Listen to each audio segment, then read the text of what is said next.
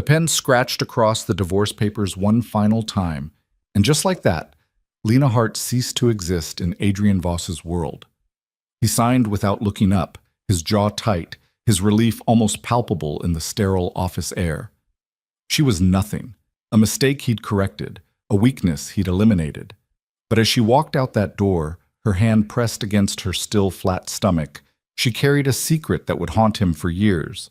She was pregnant with his child, and he would never know. If you're ready for a story about secrets, survival, and a love that refused to die even when it should have, stay until the end. Hit that like button and drop a comment telling me what city you're watching from. I want to see how far this story travels. The lawyer's office smelled like old leather and expensive cologne, the kind of place where people dissolved marriages as casually as they signed business contracts. Lena sat perfectly still in the stiff-backed chair, her hands folded in her lap, her face a carefully constructed mask of indifference. Across the mahogany desk, Adrian Voss sat with the posture of a man who'd already moved on, shoulders relaxed, fingers drumming absently on the armrest, eyes fixed somewhere over her left shoulder. He hadn't looked at her directly in weeks. The lawyer, a thin man with wire-rimmed glasses and the perpetual expression of someone who'd seen too much and cared too little, slid the final set of documents across the polished surface. Just your signature here, Mrs. Voss. And here. And we'll be finished. Mrs. Voss. The name felt like a costume she'd worn to a party where she'd never been welcome. Lena picked up the pen. Heavy, expensive, probably worth more than everything she'd be leaving with, and signed her name in 3 places. Her handwriting looked small and uncertain next to Adrian's bold, decisive scrawl. Even their signatures told the story of their marriage, his dominant, hers barely visible. That concludes our business, the lawyer said, gathering the papers with practiced efficiency. Mr. Voss, your assistant has the wire transfer details for the settlement. Mrs. Voss, he caught himself. Ms. Hart, you should see the funds in your account within 48 hours. $50,000. That's what 3 years of her life had been worth.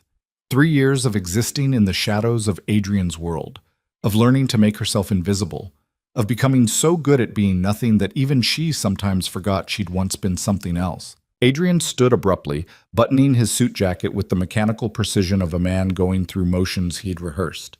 He was devastating in the way dangerous things often were, sharp-featured, dark-eyed, with the kind of presence that made rooms feel smaller. At 34, he'd built an empire that existed in the gray spaces between legal and criminal, though everyone knew which side he truly belonged to. I'll have my driver take you wherever you need to go, he said, his voice flat, professional. He could have been speaking to a stranger. After that, I don't want to see you again. Don't contact me. Don't try to reach out through mutual acquaintances. We're done. Lena felt something crack inside her chest, but her face remained perfectly still. She'd learned that trick early in their marriage, how to break without showing it. I understand, she said quietly. For just a second, something flickered across Adrian's face. Regret maybe, or relief, or just fatigue. Then it was gone, replaced by the same cold indifference he'd shown her since the day he'd told her their marriage was over. I'm sorry it didn't work out, he added, and the politeness of it was somehow worse than cruelty would have been. Lena stood, smoothing down the simple black dress she'd chosen that morning. Not too expensive, not too cheap, nothing that would make her memorable. She'd become expert at being forgettable. So am I, she said, and meant it in ways he would never understand. She walked out of that office with her head high and her hands steady, even though her entire world was imploding. The elevator ride down 14 floors felt like falling in slow motion. In the lobby, Adrian's driver, a silent, efficient man named Marcus, who'd never said more than 5 words to her, waited by the gleaming black Mercedes. Where to, ma'am? He asked, holding the door open. Lena gave him the address of the small apartment she'd been renting for the past month, the place Adrian didn't know about. She'd been preparing for this, carefully moving her few possessions out of his penthouse bit by bit, creating an exit strategy the way someone might plan an escape from prison. The city slid past the tinted windows, glass towers and concrete, wealth and poverty existing side by side, the architecture of a place that didn't care who you were as long as you had money. She'd grown up in a neighborhood where people didn't have drivers or lawyers or $50,000 divorce settlements. She'd climbed out of that world by sheer determination, put herself through community college, worked 3 jobs, built something resembling a future. Then she'd met Adrian at a charity gala where she'd been serving champagne. He'd looked at her like she was the only person in the room. For a girl who'd spent her whole life being invisible, that attention had been intoxicating, addictive, dangerous. "We're here, ma'am," Marcus said, pulling up in front of a building that desperately needed new paint. "Thank you," Lena said, stepping out onto the cracked sidewalk. She watched the Mercedes pull away, taking with it the last physical connection to the life she'd briefly inhabited. Then she climbed the 3 flights to her apartment, locked the door behind her, and finally, let herself feel it. The grief hit her in waves. She sank onto the worn couch and wrapped her arms around herself, shaking with silent sobs. Not for Adrian, exactly. For what she'd thought they might become. For the version of herself she'd lost trying to be what he needed. For the impossible situation she now found herself in. Pregnant. The word echoed in her mind like a bell tolling. She'd known for 2 weeks, had stared at those 2 pink lines on the test with a mixture of terror and wonder. Part of her had wanted to tell him immediately, to see if maybe, just maybe, it would change things. But she'd seen the relief in his eyes when he'd asked for the divorce, heard the finality in his voice when he'd explained that their marriage had been a mistake, that she didn't belong in his world, that he needed someone who understood the complexities of his life, someone from his world, someone who wasn't a constant reminder that he'd let sentiment override judgment. If she told him about the baby, he would do the right thing. She knew that much about Adrian Voss. He had a twisted sense of honor. He'd insist they stay married. He'd provide for the child financially. He'd build a cage of obligation around both of them and call it responsibility. And she would spend the rest of her life watching him resent her. Worse, far worse, she'd bring a child into his world. The world of late-night phone calls and mysterious meetings. The world where men showed up at the penthouse with blood on their knuckles and fear in their eyes. The world where Adrian conducted business that made lawyers nervous and accountants carefully ignorant. She'd been naive when they'd met, but 3 years had taught her exactly what Adrian Voss was. Not just who, what. A crime lord. A man who controlled territory and people with the same casual efficiency he used to sign divorce papers. No, she couldn't do that to a child. Her child. The decision crystallized in her mind with brutal clarity. She would disappear, completely. Take the settlement money and vanish into a life where Adrian Voss would never find her, where her baby could grow up without the shadow of that world hanging over them. Lena stood and walked to the bathroom, splashing cold water on her face. The woman in the mirror looked older than 26, tired. But underneath the exhaustion, there was something else, a hardness that hadn't been there 3 years ago. Survival had sharp edges. She spent the next 3 days planning. Research consumed her. How to disappear in the digital age, how to create a new identity, where to go. She discovered that $50,000 could buy a lot of anonymity if you were smart about it. More importantly, if you were willing to become someone else entirely. The key was to think like Adrian would think. He was methodical, strategic, always 3 moves ahead. If she ran and stayed herself, kept using her name, her social security number, her history, he'd find her eventually. Not because he cared, but because he was the kind of man who didn't leave loose ends. But if she became someone new... Lena found the solution in a bar 3 blocks from her apartment. The woman's name was Sarah, though she introduced herself with a tired laugh as, "Whoever you need me to be, honey." She was perhaps 40, with the worn beauty of someone who'd lived hard and survived it, and she offered services that existed in the same gray world Adrian inhabited. "New identity?" Sarah said over cheap whiskey. "That's doable. Expensive, but doable. You running from the law or from a man?" "Does it matter?" Lena asked. Sarah studied her with eyes that had seen everything twice. "I guess it doesn't.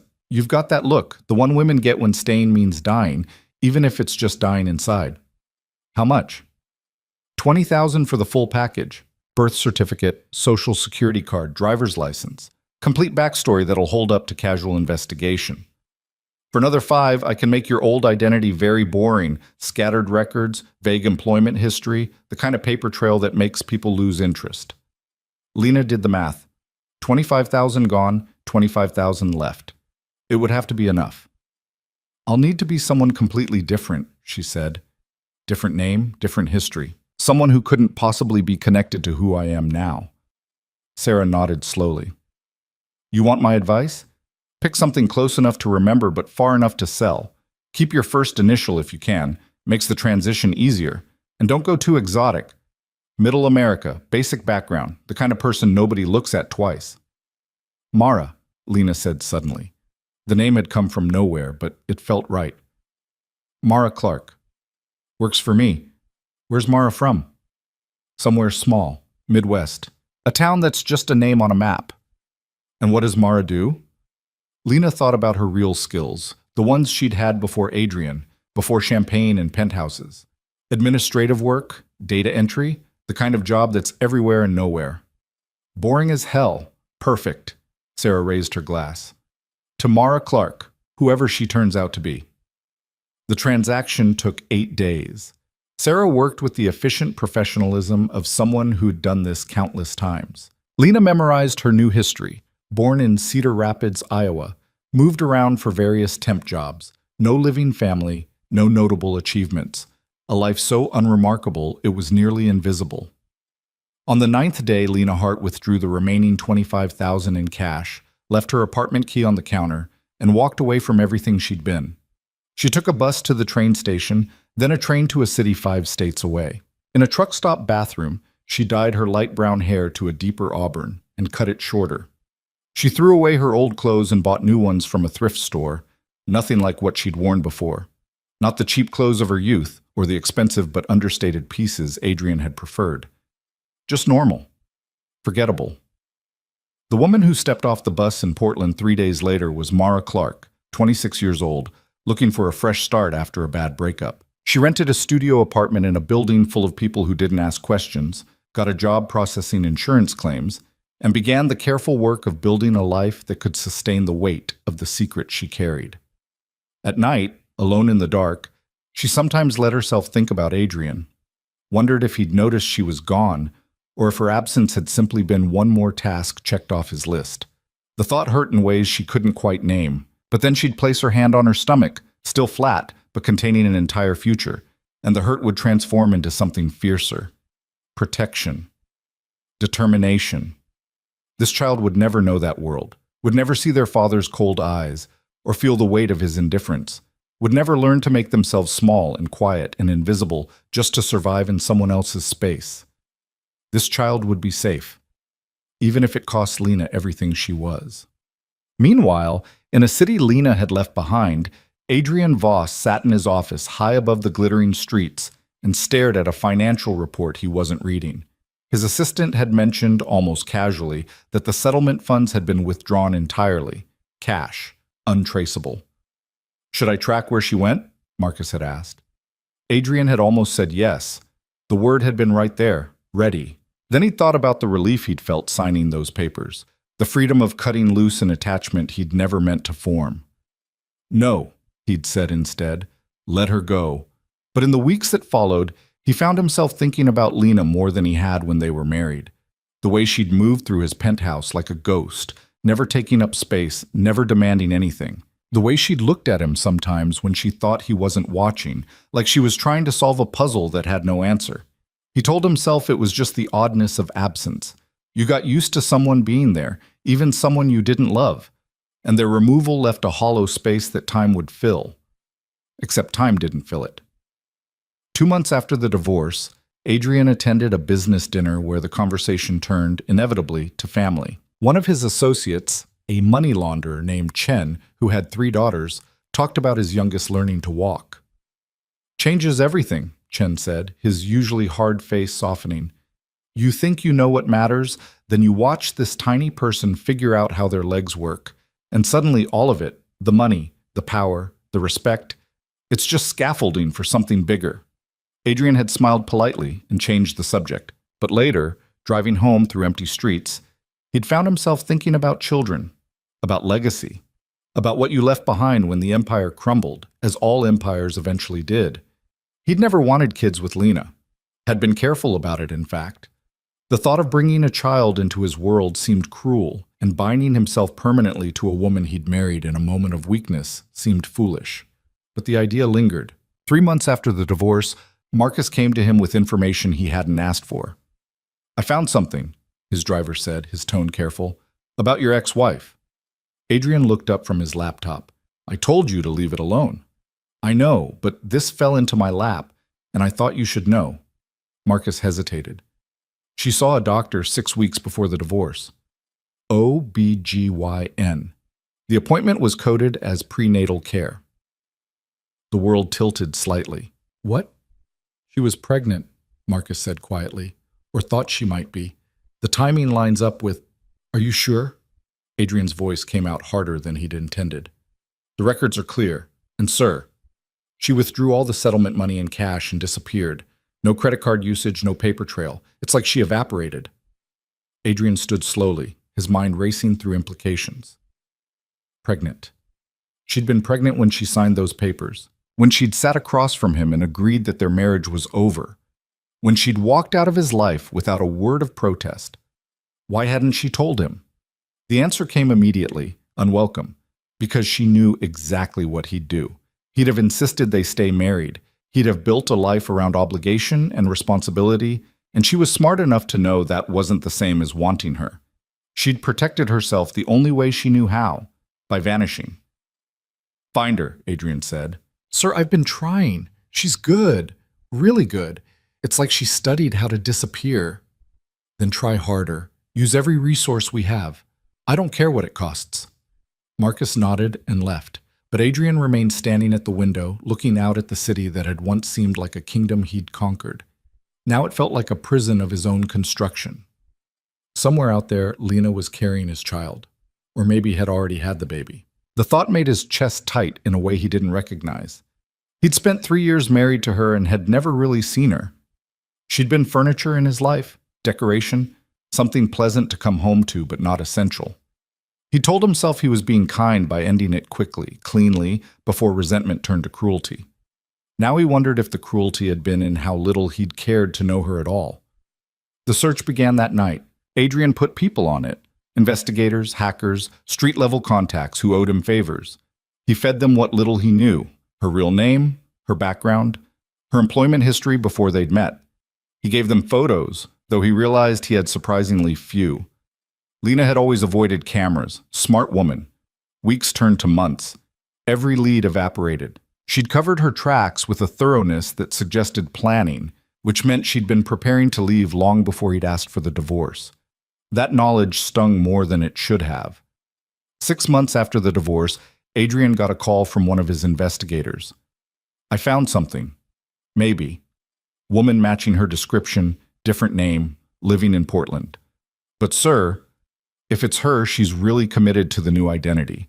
Complete backstory, employment records, the works. Send me the address." "Sir, if you show up—" "I said send me the address." The flight to Portland took 3 hours. Adrian spent it drinking scotch and rehearsing conversations in his head, though none of them sounded right. What do you say to a woman you'd discarded, who'd then erased herself from existence? How do you explain that you'd made a mistake without admitting you'd been cruel? The address led to a building that made his teeth ache.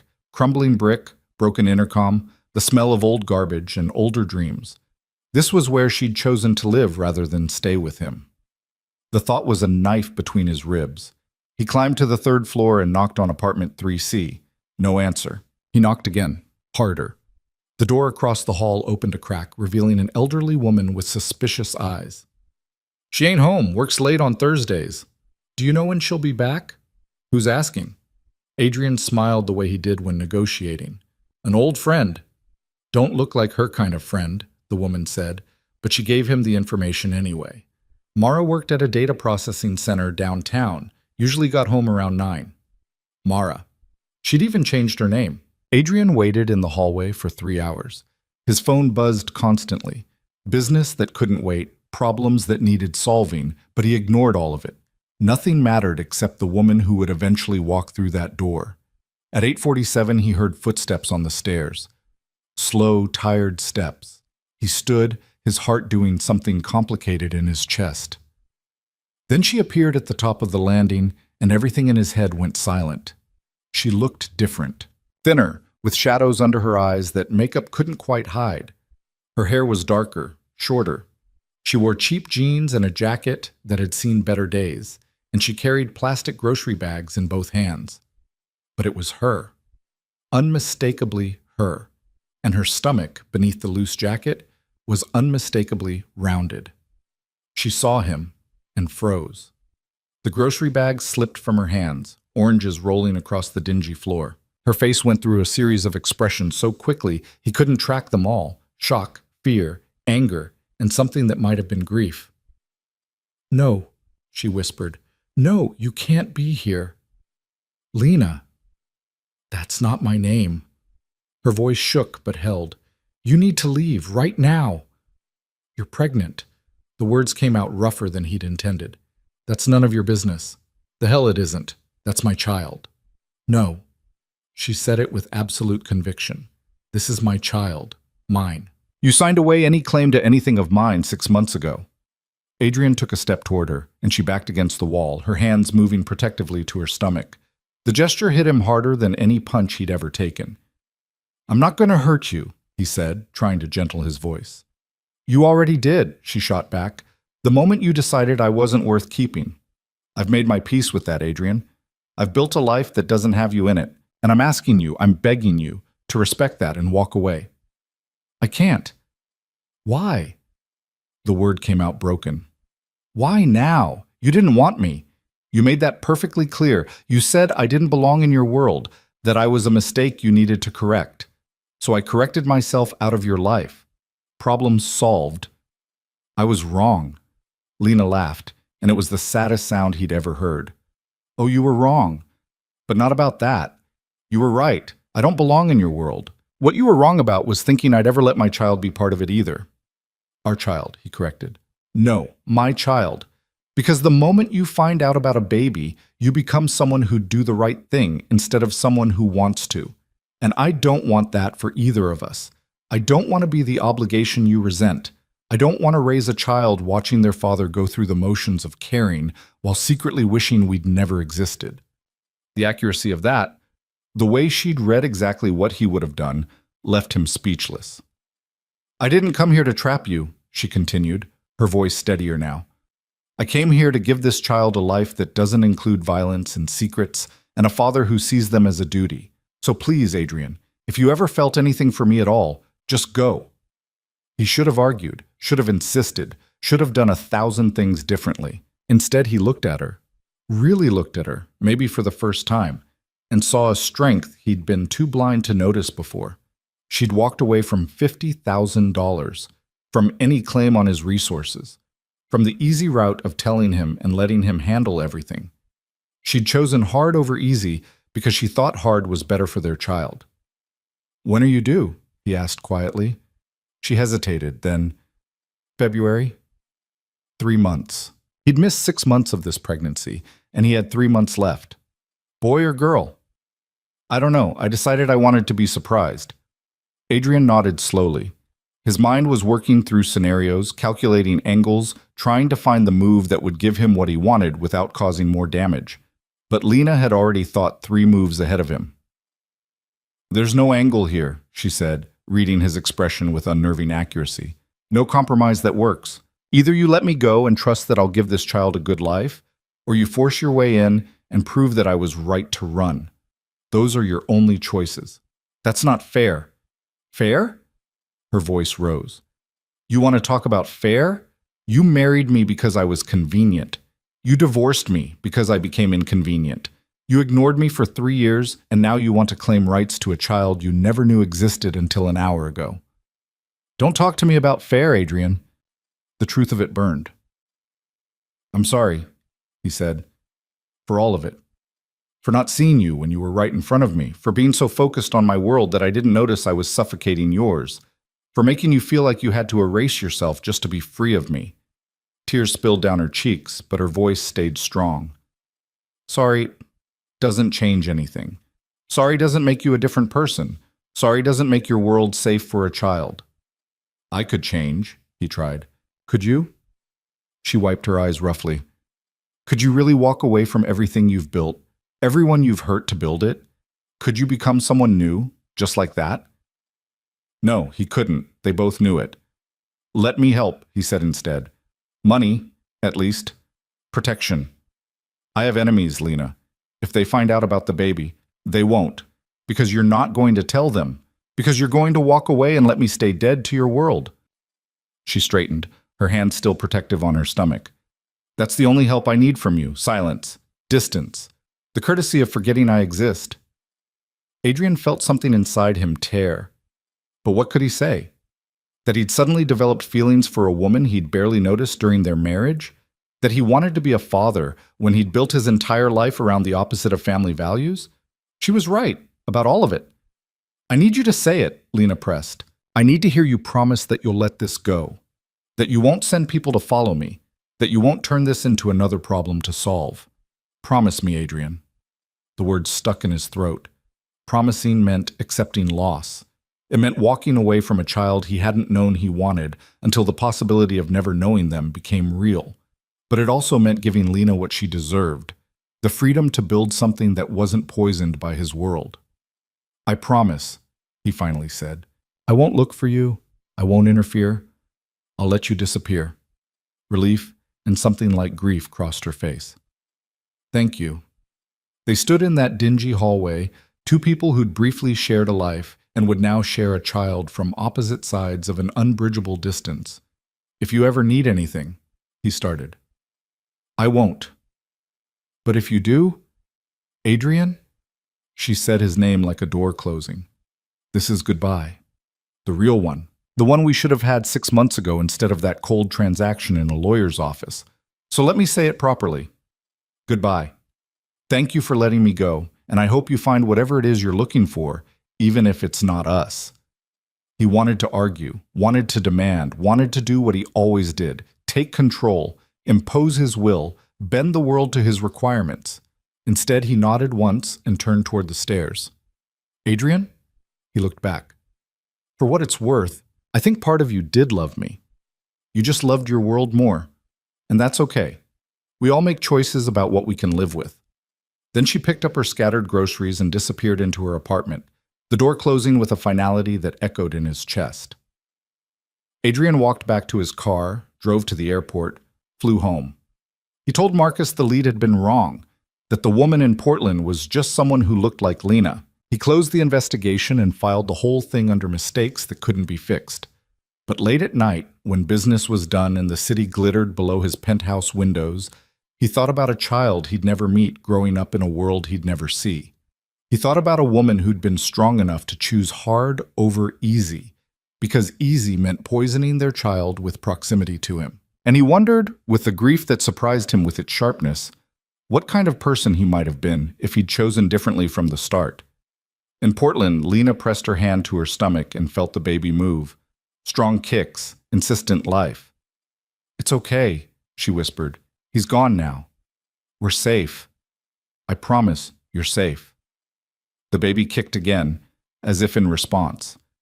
And in that moment, despite everything, Lena felt something she hadn't felt in years. Hope. Isla Grace Clark came into the world on a freezing February morning, 3 weeks early, and screaming with the fury of someone who'd already decided life wasn't going to push her around. Lena held her daughter for the first time in a hospital room that smelled like disinfectant and old coffee, and felt her entire existence realign around this tiny, red-faced creature who had her father's dark eyes and her mother's stubborn chin. She's perfect, the nurse said, the same thing nurses probably said to every new mother. But looking down at Isla's scrunched face, Lena thought maybe perfect was the wrong word. Perfect implied something finished, complete. Isla was raw potential, unwritten story, a blank page that Lena was terrified of filling in wrong. Yeah, she whispered. She really is. The hospital released them after 2 days. Lena took a cab back to the apartment she'd already outgrown, carrying her daughter in a car seat she'd bought secondhand and a diaper bag stuffed with supplies she'd been collecting for months. The February wind cut through her thin jacket, and Isla whimpered at the cold, and Lena thought about Adrian's penthouse, with its heated floors and floor-to-ceiling windows. Then she thought about the price of that warmth and climbed the 3 flights of stairs without looking back. The first weeks were brutal. Isla had colic, which meant she screamed from roughly 6 in the evening until midnight, every night, without fail. Lena walked the tiny apartment in endless circles, bouncing and shushing and sometimes crying right along with her daughter because exhaustion made everything feel impossible. Her neighbor, the suspicious elderly woman from across the hall, whose name turned out to be Ruth, knocked on the door one night around 11. "Give her here," Ruth said, not asking. "I can handle it," Lena protested weakly. "Sure you can, but you don't have to." Ruth took Isla with the confidence of someone who'd done this before. "Go take a shower, hot as you can stand it. I'll walk her." Lena wanted to argue, but the offer of 10 minutes to herself was too tempting. She stood under the scalding water and let herself shake apart for a brief stolen moment, then put herself back together and returned to find Ruth still pacing with Isla, who'd miraculously quieted. "She just needed a different heartbeat to listen to," Ruth said, handing her back. "They get tired of hearing the same one all the time." "Thank you." "Don't mention it. I raised 5. Know what it's like when you're doing it alone." Ruth paused at the door. "You are alone, right? No daddy coming around?" "No daddy," Lena confirmed. "His loss," Ruth said firmly. "Her gain, probably. Most men are better as ideas than realities anyway." After that, Ruth appeared regularly. Not intrusively, but present. She'd watch Isla for an hour while Lena slept. She'd bring over food that actually had nutrients in it. She'd tell stories about her own children, all grown now and scattered across the country, busy with their own lives. "That's how it works," she said once. "You give them everything, build them strong enough to leave, then spend the rest of your life missing them. But you do it anyway, because that's the job." Lena returned to work when Isla was 8 weeks old. The daycare took most of what she earned, but staying home wasn't an option. The settlement money was dwindling faster than she'd planned. Babies, it turned out, were expensive in ways you couldn't anticipate. The cheap apartment that had seemed adequate now felt dangerous: mold in the bathroom, windows that didn't lock properly, neighbors who fought at 3 in the morning. She needed more money, which meant a better job, which meant risking more visibility. It was a calculation she ran constantly in her head: safety versus security, hiding versus surviving. In the end, survival won. She applied for a position at a mid-sized accounting firm using her fake credentials and praying they wouldn't dig too deep. When they offered her the job, better pay, actual benefits, the kind of stability that meant she could move Isla to a safer neighborhood, she took it and tried not to think about the increased exposure. They moved to a 1-bedroom apartment in a better part of town when Isla was 6 months old. It wasn't much, still cramped, still old, but the locks worked, and the neighbors were quiet, and there was a small park 2 blocks away. Lena painted the walls herself in soft yellows and greens, trying to create warmth on a budget that barely allowed for paint. Ruth helped her move, then stood in the middle of the new apartment and nodded approvingly. "This is good," she said. "You're doing good, Mara." The name still felt strange sometimes. Lena would catch herself almost responding to her real name, then remember that Lena Hart was dead. Mara Clark was the one who existed now, the one who had a daughter and a job and a life that didn't include Adrian Voss. Except Adrian was there anyway, in the curve of Isla's cheek and the intensity of her stare. As Isla grew, the resemblance became more pronounced. She had Lena's coloring, but Adrian's bone structure, his focused attention, his ability to watch everything while revealing nothing. "She's so serious," the daycare workers would comment. "Never cries, just observes, like she's taking notes." Lena knew that expression. Had seen it on Adrian's face countless times when he was analyzing a situation, calculating angles, determining the best move. Seeing it on her daughter was disconcerting, a reminder that you couldn't outrun genetics, no matter how many cities you put between you and the past. The first year passed in a blur of exhaustion and small victories. Ila's first smile, her first word, which was no, and which she used with alarming frequency. Her first steps, taken in the tiny living room while Lena was trying to fold laundry and had looked away for just a second. "Did you see that?" Lena had gasped, dropping a towel. Isla had looked at her with those serious dark eyes, then taken another wobbly step, as if to say, "Of course I can walk. What did you think I was doing this whole time?" During those moments, Lena would think about Adrian. Wonder if he thought about them. Wonder if he'd kept his promise to stay away, or if somewhere in the back of her mind, she was waiting for him to show up again, to insist on being part of their lives. But he never came. Portland turned to Seattle when Isla was 18 months old, and Lena got spooked by a man who looked too much like one of Adrian's associates. Seattle turned to Denver when Isla was 2.5, after Lena's new boss mentioned his connections to some businessmen on the East Coast, and she'd recognized one of the names. Each move took planning. Each move cost money. Each move meant starting over, new job, new apartment, new identity verification. Lena got better at it, learned the tricks, built a network of contacts who could provide the documents she needed without asking too many questions. "You running from the law or from a man?" one forger asked her in Denver, echoing Sarah's question from years ago. "Does it still matter?" Lena replied. "Guess not. But whatever you're running from must be pretty bad to keep moving like this." Not bad, Lena thought, just powerful. There was a difference. Isla adapted to each move with the resilience of someone who didn't know any different. By the time she was 3, their life had a pattern. New city, new apartment, new routines. Lena would find work, enroll Isla in whatever daycare or preschool she could afford, and build a quiet life that could be dismantled quickly if necessary. "Why do we move so much?" Isla asked when she was 4, helping pack books into boxes for their relocation to Phoenix. Lena had been dreading this question. "Because Mommy's job sends us to different places." "I don't want to go to a different place. I like my school." "I know, baby. But sometimes we have to do things we don't like." "Why?" The eternal question of childhood. Why?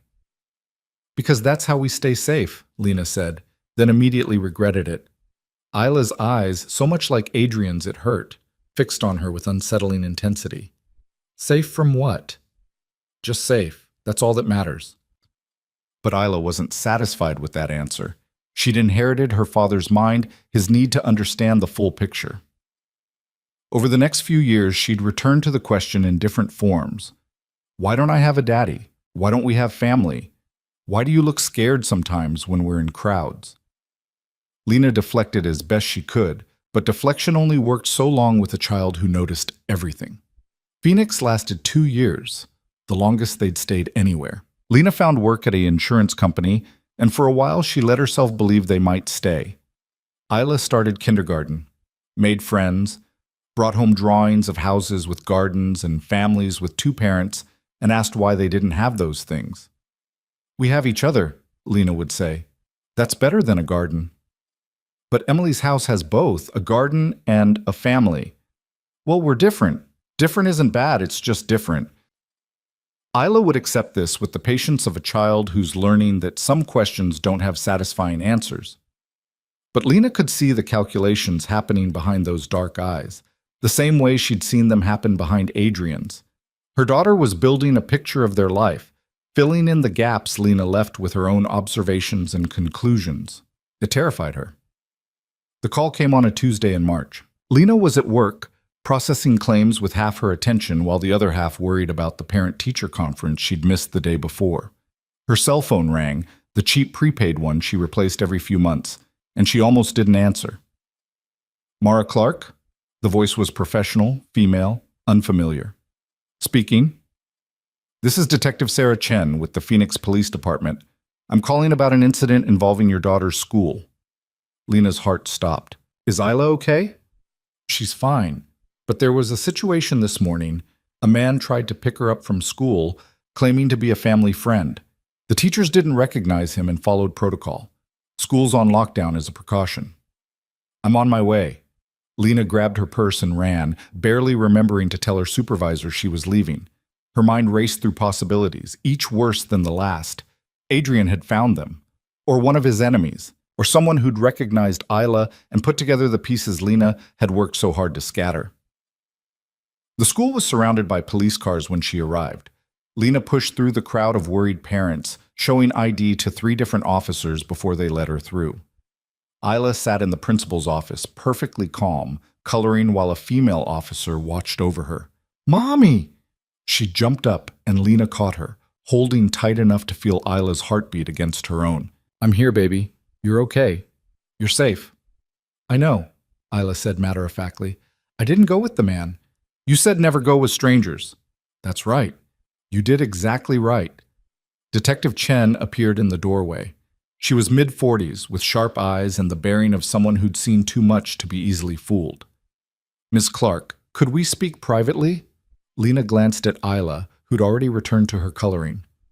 "I'll keep her company," the other officer said gently. In the hallway, Detective Chen pulled out a notepad.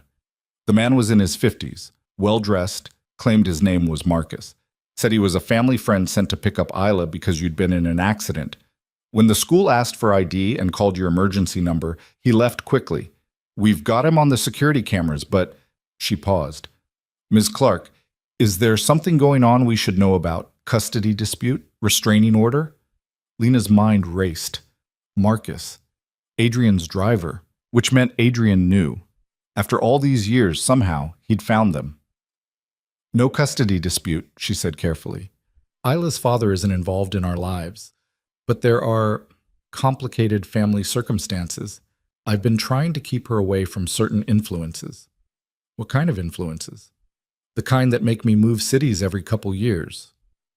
Detective Chen studied her for a long moment. "I can't help you if you don't tell me what's really going on." "You can't help me anyway," Lena said quietly. "The people involved are too connected, too powerful. The best thing I can do is disappear again. The best thing you can do is forget we were here." "That's not how this works." "Isn't it?" Lena met her eyes. "Tell me honestly, if I told you the father of my child is a crime lord on the East Coast with enough money and connections to make evidence disappear and witnesses forget what they saw, would you be able to protect us? Or would you open an investigation that would make us more visible and more vulnerable?" Detective Chen's expression shifted. Not surprise exactly, but recognition, like she'd suspected something close to this. "I can put you in touch with witness protection," she offered. "And tell them what? That my ex-husband is looking for his daughter? That's not a crime. And the moment I enter the system officially, he'll find us. Men like him always do." "Then what's your plan?" "The same one I've had for 6 years. Run, hide, hope I'm faster than he is." Lena collected Isla and left before Detective Chen could argue further. She drove straight to the apartment, packed everything they owned into the car, a skill she'd honed through practice, and left Phoenix before sunset. "Where are we going?" Isla asked from her booster seat, clutching the stuffed rabbit that had survived every move. "Somewhere new." "I liked Phoenix." "I know, baby, but sometimes we have to leave places we like." "Because of staying safe?" "Yes." Isla was quiet for a long time, watching the desert landscape blur past the window. Then in a small voice, "Is someone trying to hurt us?" Lena's hands tightened on the steering wheel. "No, sweetheart, nobody's trying to hurt us." "But then why do we have to run away?" How do you explain to a 6-year-old that sometimes love itself is the dangerous thing? That her father's desire to find them came from a place that might have started as care but could morph into possession? That the moment Adrian brought them back into his world, Isla would become a target for everyone who wanted leverage against him? "Because," Lena said finally, "sometimes people want things that aren't good for them. And we're trying to stay away from someone who wants something that wouldn't be good for any of us." "Is it my daddy?" The question hit like a physical blow. Lena had known it would come eventually, but not now, not like this. "What makes you ask that?" "Emily's daddy is mean sometimes. Her mommy says they stay away from him because it's safer. I thought maybe we have the same kind of daddy." Lena pulled over at a rest stop, unable to drive and have this conversation simultaneously. She turned in her seat to face her daughter. "Your daddy isn't mean," she said carefully, "but his life is complicated and dangerous. I left him before you were born because I wanted you to have a different kind of life, a safer one." "Does he know about me?" "He found out after I left. And for a long time he stayed away, like I asked him to. But now—" Lena struggled for the right words. "Now I think maybe he wants to meet you. And I'm not sure that's a good idea. Why not? Because his world has people in it who might try to hurt you to hurt him. Because once you're part of that world, it's hard to leave. Because I want you to have choices he never had." Isla considered this with the seriousness of someone much older. "What if I want to meet him?" "Maybe someday, when you're old enough to understand what that means. But right now my job is to keep you safe. Even if that means running. Even if that means you don't get to stay in schools you like or have the same friends for very long. Do you understand?" "I think so." Isla hugged her rabbit tighter. But Mommy, I don't like running. I know, baby. I don't either. They drove through the night, Isla sleeping in the back while Lena navigated toward a city she'd never been to, following a plan she was making up as she went. She'd gotten sloppy in Phoenix, staying too long, letting herself believe they could have normalcy. But Marcus showing up meant Adrian was actively searching again, which meant nowhere was safe for long. The pattern of their life intensified over the next 3 years. Lena became a ghost, moving every 6 to 8 months, never leaving enough of a trail to follow.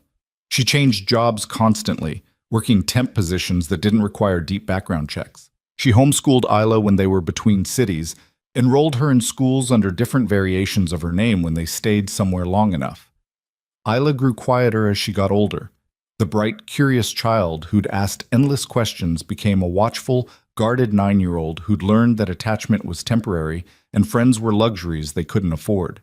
I don't want to go to another new school, she said, when Lena enrolled her in yet another elementary school in yet another city. I know.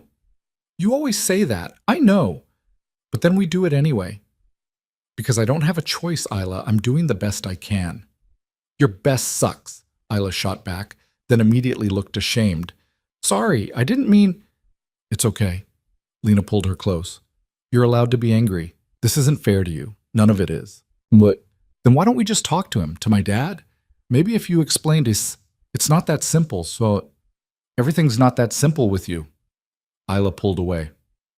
You never explain anything. You just say it's complicated and we move again. I'm tired of being complicated, Mom. I just want to be normal. The use of mom instead of mommy hit harder than the words themselves. Her daughter was growing up in transit, becoming someone shaped by running, and Lena didn't know how to stop it without risking everything. That night, Isla asleep in the other room of their latest temporary apartment, Lena sat at the kitchen table and let herself think about Adrian for the first time in months.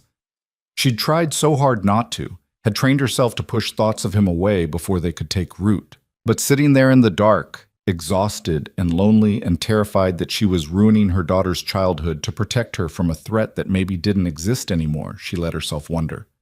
What if she was wrong? What if Adrian had changed? What if there was a version of this story where they could find some kind of peace? Then she remembered the coldness in his eyes when he'd signed those divorce papers. The relief. The way he'd looked through her instead of at her for 3 years of marriage. The world he'd built on violence and fear. No. She wasn't wrong. She was tired, but she wasn't wrong. The knock on the door came at 2 a.m. Lena jerked awake on the couch, her heart immediately racing. Nobody knocked at 2 a.m. unless something was very wrong or very dangerous. She crept to the door, looked through the peephole, and her blood turned to ice. Marcus stood in the hallway, alone, hands visible and empty. He looked older than she remembered, grayer, but unmistakably the same man who'd driven her away from the lawyer's office 9 years ago. She almost didn't open the door, almost grabbed Isla and ran out the back. But something about his posture, weary, non-threatening, made her hesitate. What do you want? She called through the door. To talk. Just talk. I'm alone, unarmed. I'm not here to take you back. How did you find us? It doesn't matter, please, Ms. Hart. 5 minutes. That's all I'm asking. The use of her real name after years of being Mara felt like being seen after being invisible for too long. Lena unlocked the door but left the chain on, peering through the gap. Talk, she said. Marcus looked exhausted. Mr. Voss is dying. The words hung in the air between them, impossible to process. What? Cancer. Stage 4. He has maybe 6 months, probably less. He asked me to find you, to give you a message. Lena's mind refused to work properly. Adrian, dying. Adrian, who'd been this constant, threatening presence in her mind for 9 years, suddenly mortal and finite. What message? She managed. He wants to meet his daughter. Once. That's all. He knows he has no right to ask. He knows what it costs you to stay hidden, but he's dying, and he wants to see her before he goes. Marcus's voice cracked slightly. I've worked for him for 20 years. I've never seen him beg for anything, but he's begging for this. No. The word came out automatic, defensive. Ms. Hart, no. He doesn't get to be dying and suddenly become sympathetic. He doesn't get to upend our lives again because he wants absolution. We're not a comfort to ease him into death. He's not asking for absolution. He's asking for an hour, neutral location. I'll be there. You can bring anyone you want. Just let him see her. Let him tell her. Whatever he needs to tell her. And what do I tell Isla? That the father she's never met is dying and wants to say goodbye to a relationship that never existed? How is that fair to her? It's not, Marcus said simply. None of this is fair. But fair stopped being an option a long time ago. This is just about what you can live with. Can you live with keeping her from him completely? Even now? Lena stared at this man who'd been part of the machinery of her old life, and she wanted to hate him for finding them, for bringing this choice to her door in the middle of the night.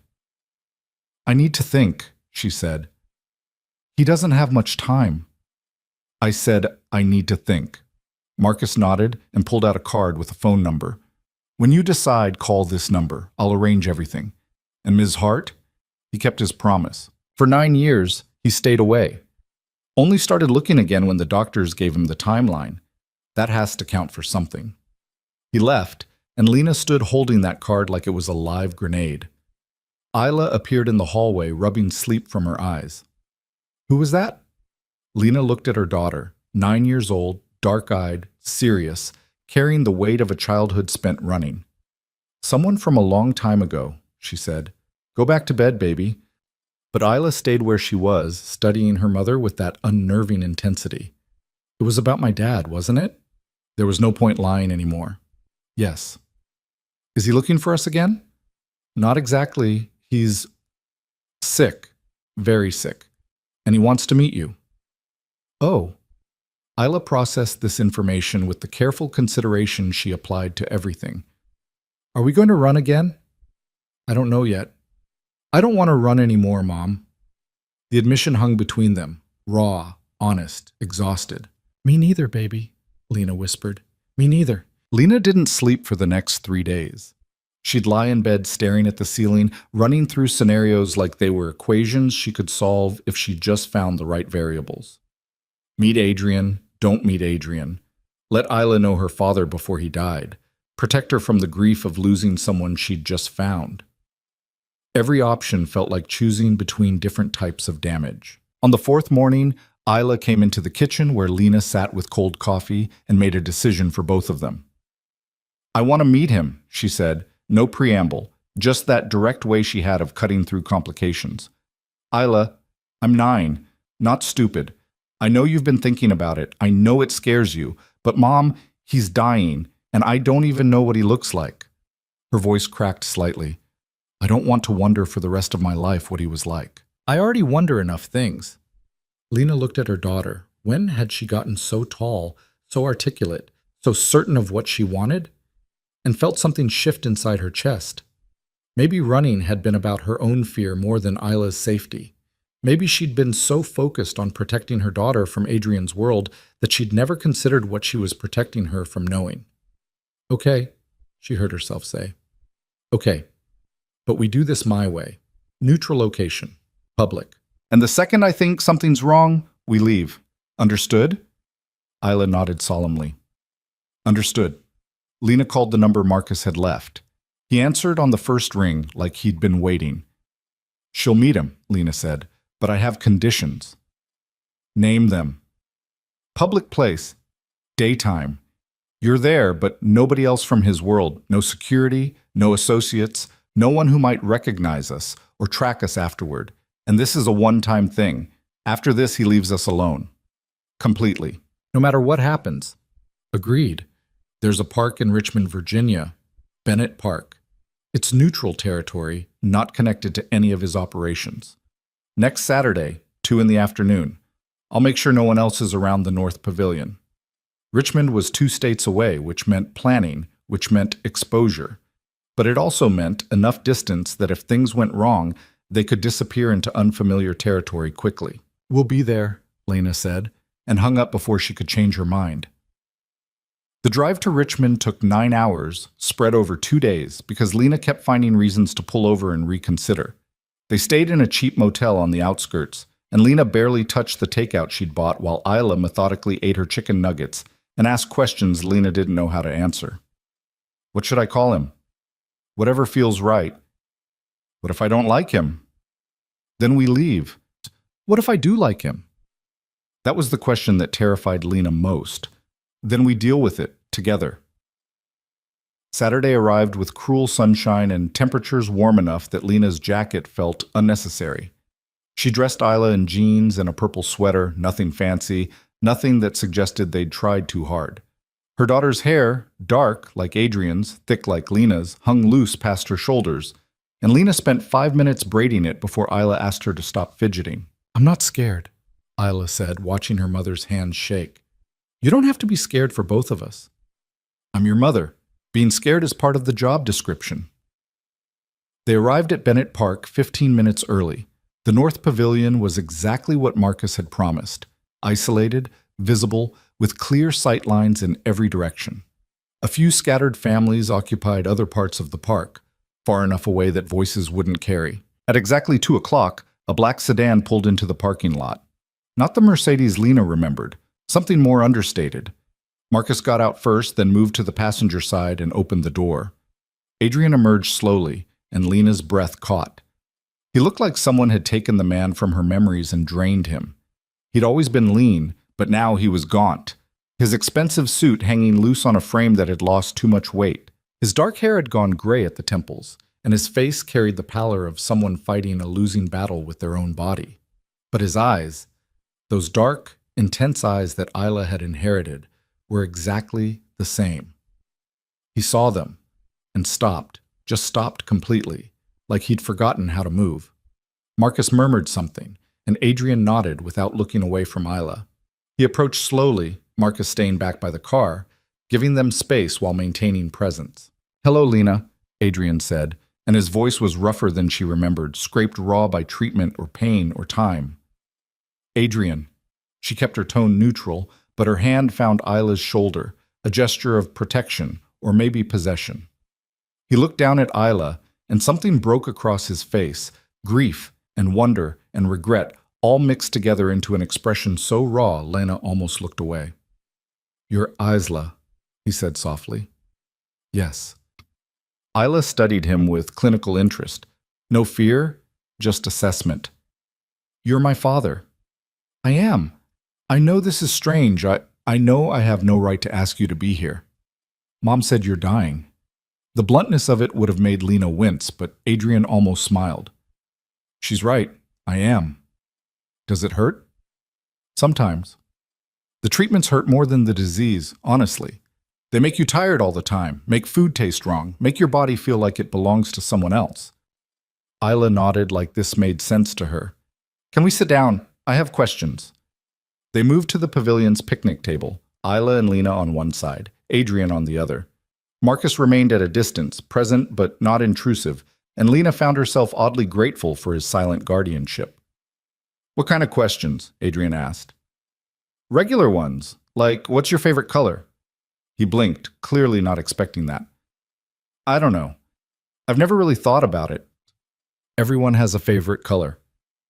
"Then I guess I don't know myself very well."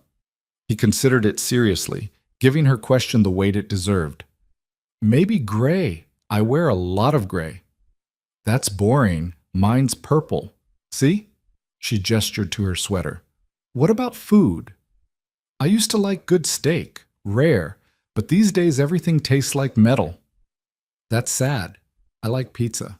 Mom makes it from scratch sometimes, but I like the frozen kind better. Don't tell her." "I won't." Lena sat silent, watching this surreal exchange between a dying crime lord and the daughter he'd never known, and felt like she was observing something from outside her own life. This wasn't how she'd imagined it going. No dramatic confrontations, no tears, just a 9-year-old conducting an interview like she was gathering data. "Why did you and Mom get divorced?" Isla asked. And there it was, the question that mattered. Adrian's eyes flicked to Lena, asking permission. She gave the smallest nod. "Because I was stupid," he said simply. "Your mother deserved someone who saw how extraordinary she was, and I was too busy with my own life to notice. By the time I realized what I'd lost, she was already gone." "Did you love her?" The question hung in the air. Lena held her breath, not sure what answer she wanted to hear. I thought I didn't, Adrian said slowly. I thought love was something dramatic, something that hit you like lightning. I didn't understand that sometimes it's quieter than that sometimes you don't realize you loved someone until you've already let them go. He looked at Lena directly for the first time. So yes, I think I did. I just didn't know it until it was too late to matter. Lena felt something crack inside her chest, but she kept her face still. 9 years too late for those words to change anything. Do you love me? Isla asked, pulling his attention back. I don't know you well enough to love you yet, but I think I could have, if I'd been given the chance. And I regret that I wasn't, not because it was taken from me, but because I threw it away before I knew it existed. Isla absorbed this with that serious expression. Mom said your life is dangerous, that people might hurt me to hurt you. She's right. That's why she left. That's why she's kept you hidden all these years. Everything she's done has been to protect you from the consequences of who I am. Are you a bad person? Adrian didn't flinch from the question. By most measures, yes. I've hurt people. I've built my life on things that aren't legal or ethical. I've made choices that seemed justified at the time and look monstrous in hindsight. But you didn't hurt Mom. I hurt her in different ways, quiet ways. The kind that don't leave visible scars but cut just as deep. Isla nodded like he'd confirmed something she'd already suspected. I wanted to hate you. When I found out you existed, I thought I'd hate you for not being there. But you're just sad. And dying. It's hard to hate someone who's sad and dying. You don't have to feel anything about me at all, Adrian said. I'm essentially a stranger who happens to share your DNA. You don't owe me affection or forgiveness or even acknowledgement. I know, but I still have more questions. They talked for another hour. Isla asked about his childhood, his work, what he regretted most. Adrian answered everything with an honesty that surprised Lena. No sugarcoating, no attempts to make himself sympathetic. He painted an accurate picture of a man who'd chosen power over connection and was now facing the consequences of that choice. I have something for you, Adrian said eventually, pulling a small box from his jacket pocket. If your mother says it's okay. Lena tensed, but Isla was already reaching for it. Inside was a ring, white gold, delicate, with a small inscription on the inside. Isla pulled it out, squinting at the engraving. Until we meet again, she read aloud. What does that mean? It was your mother's wedding ring. I had it engraved before I gave it to her. At the time, I thought it meant we'd always find our way back to each other. Now I think it means something different, that endings aren't always final. That people exist in each other's lives even when they're apart. He looked at Lena. I kept it after the divorce. Couldn't quite bring myself to throw it away. I thought maybe Isla should have it. Not now, she's too young. But someday when she's older, she can decide what it means to her, if she wants it at all. Lena's throat tightened. She remembered that ring, the way it had felt foreign on her finger for 3 years, like wearing someone else's promise. Can I keep it? Isla asked her. It's yours. You decide. Isla slipped it into her pocket carefully. Thank you. There's one more thing, Adrian said, and his voice carried a weight that made Lena's instincts scream warning. I need to tell you both something, about why I'm really here. Marcus moved closer, his expression grave. Adrian pulled out an envelope, weathered and thick. 3 weeks ago, I received information about a man named Viktor Kozlov. He's a rival from my world, someone I've had conflicts with for years. He found out about Isla 6 months ago, before I even started looking for you again. He's been searching, planning, waiting for the right moment. Adrian's eyes locked on Lena's. He knows you exist. He knows what you mean to me, even if I didn't know you existed for years. And he's going to use you to hurt me. The world tilted sideways. What? Lena managed. There are photos in here. Surveillance. He's been tracking you almost as long as I have, but smarter, quieter. He knows about the moves, the name changes, everything. And he's waited until now because... Adrian's voice broke slightly. Because he wanted me to find you first. He wanted me to care before he took you away. Marcus spoke up, his voice hard. 3 days ago, we intercepted communications indicating he's planning to grab both of you within the next week. Use you as leverage. When Mr. Voss doesn't comply, because he can't, because he's dying, Kozlov will kill you both and make sure Adrian knows about it before he dies. Lena's mind refused to process this. You brought us here knowing we were being hunted? I brought you here to warn you, and to offer you the only protection I can. Adrian pushed the envelope toward her. Everything you need is in here. New identities, completely clean, created by people outside my world and Kozlov's. Money. Enough to disappear and stay disappeared for the rest of your lives. Locations that are genuinely safe, off everyone's radar. Why should I believe you? This could be a trap, a way to control us. It's not. Adrian's voice carried absolute certainty. Lena, I'm dying. I have maybe 3 months left, probably less. I have nothing to gain from controlling you. But I have everything to lose if Kozlov gets to you first. This is me trying to fix the one thing I still can before I'm gone. Lena looked at Marcus, searching for deception, for the angle she was missing. It's real, Marcus said quietly. I've worked for Adrian for 20 years. I've never seen him like this, desperate, scared, begging me to find ways to protect people he knows he can't be around. The threat is real, Ms. Hart. And if you don't take this seriously, you and Isla won't survive the month. Isla's hand found Lena's under the table, small and cold and trusting. What do you want in exchange? Lena asked Adrian. Nothing. I want you to take that envelope and disappear so completely that even I can't find you. I want you to use the resources to build a life that's actually stable, actually safe. His voice cracked. I want to die knowing I finally did right by you, even if it's the last thing I ever do. Lena grabbed the envelope, her hands shaking. Inside were passports, birth certificates, account numbers, detailed instructions. The identities were perfect. Complete histories, digital footprints, the kind of documentation that cost hundreds of thousands of dollars. There's one more thing, Adrian said. Kozlov doesn't know about this meeting, doesn't know I found you. Marcus has been running interference, making it look like I'm still searching. You have a window, maybe 48 hours, before he realizes you're on the move again. You need to use it. How do we know we can trust this information? You don't. But what's your alternative? Keep running the way you have been, hoping I'm wrong? Or take the chance that I'm telling the truth because the alternative is worse? He was right, and Lena hated that he was right. Isla spoke up, her voice small but clear. If we leave now, I won't see you again. Will I? Adrian's face did something complicated. No, sweetheart, you won't. That's not fair. I just met you. I know. Nothing about this is fair. But fair stopped mattering a long time ago. What matters is keeping you alive. I don't want you to die alone. The words hit Adrian like a physical blow. Lena watched him struggle with his composure, saw the grief and love and regret war across his features. I won't be alone, he said finally. Marcus will be there. And I'll have today. I'll have this conversation, these questions, knowing what you're like. That's more than I deserved. Lena stood abruptly. We need to go, now. But Isla wasn't done. She came around the table and did something that froze everyone in place. She hugged Adrian, just walked up and put her arms around him like it was the most natural thing in the world. Adrian's hands hovered for a second, uncertain, then settled gently on his daughter's back. I'm sorry you're dying, Isla said into his shoulder. I'm sorry I don't love you yet. I'm sorry we don't get more time. Me too, sweetheart, me too.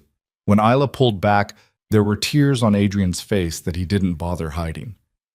Can I ask you something? Isla said. Anything. If you could do it all over again, would you still marry Mom, even knowing how it ends? Adrian looked at Lena, and the expression in his eyes was something she'd never seen there before, naked, honest, stripped of all defenses.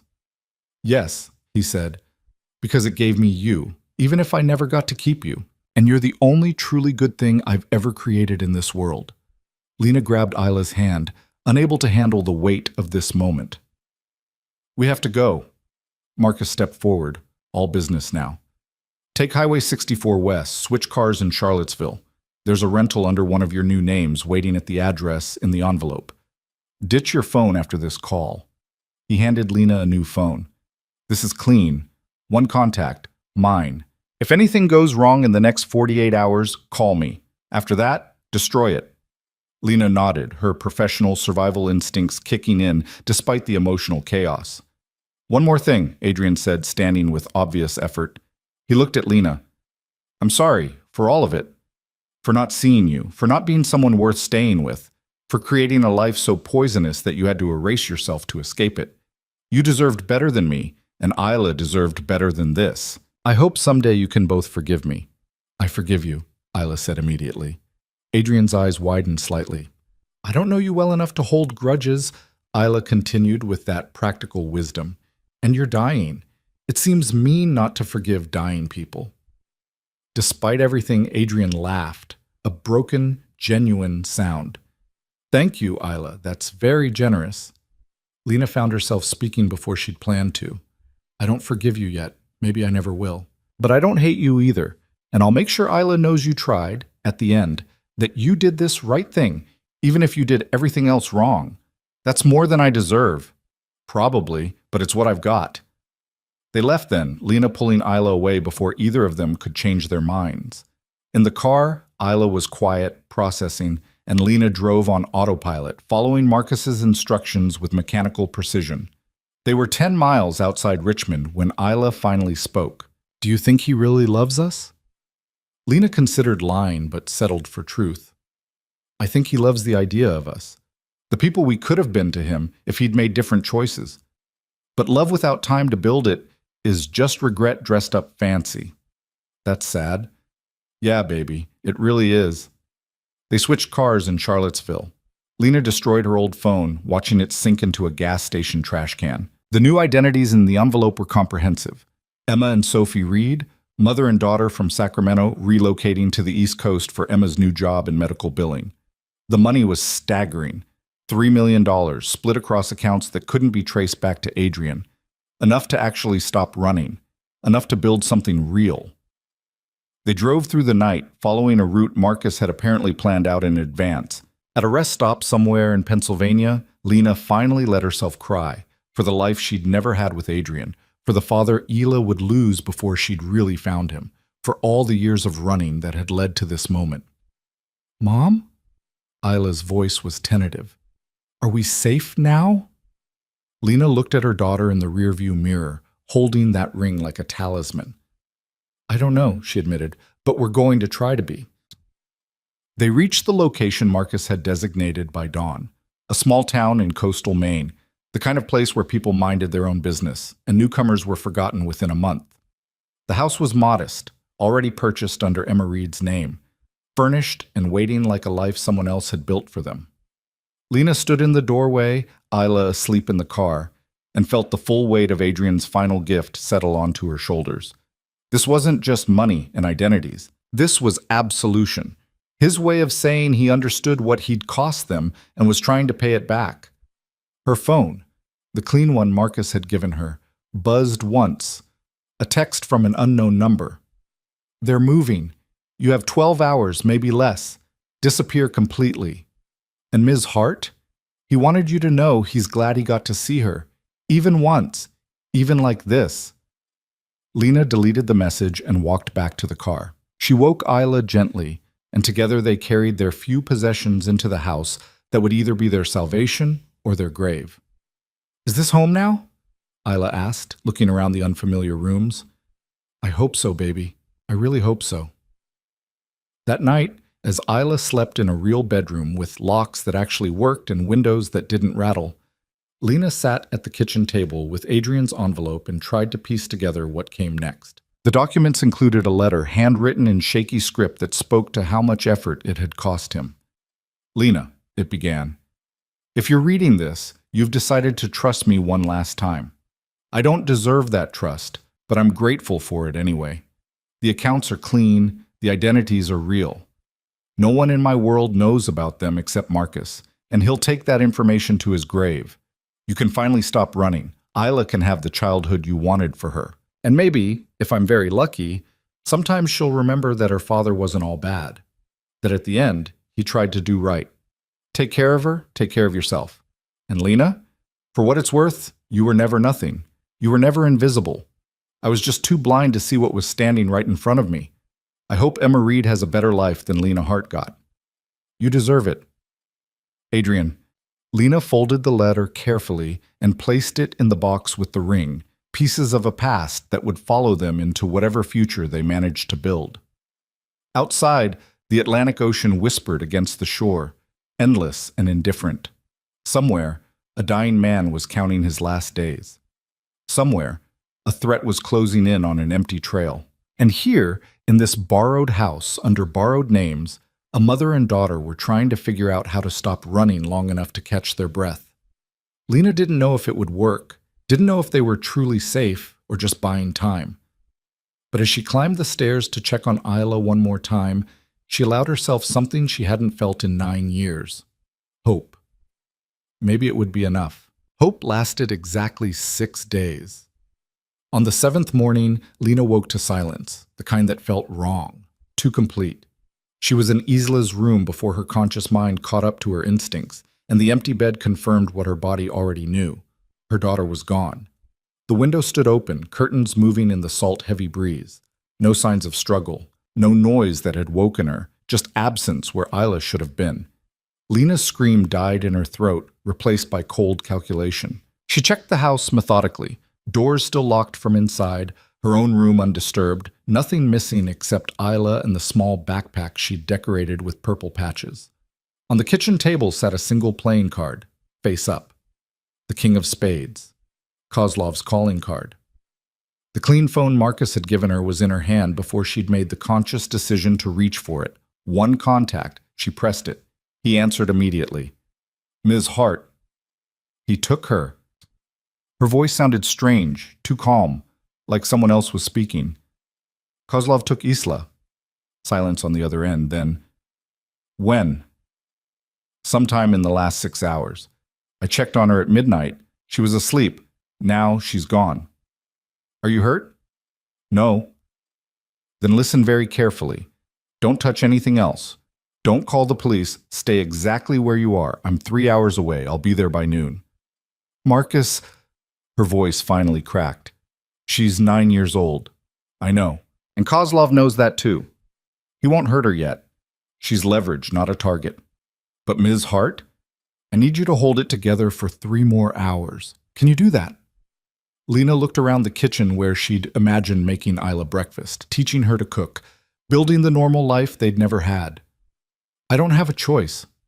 No, you don't. Marcus arrived in 2 hours and 40 minutes, driving a nondescript sedan that had probably been stolen specifically for this purpose. He swept the house with equipment Lena didn't recognize, checking for listening devices, cameras, anything that might compromise them further. He's been watching for at least 3 days, Marcus said, pointing to a tiny camera disguised as a smoke detector. Professional installation. He knew exactly where you were the moment you arrived. How? Lena's hands clenched into fists.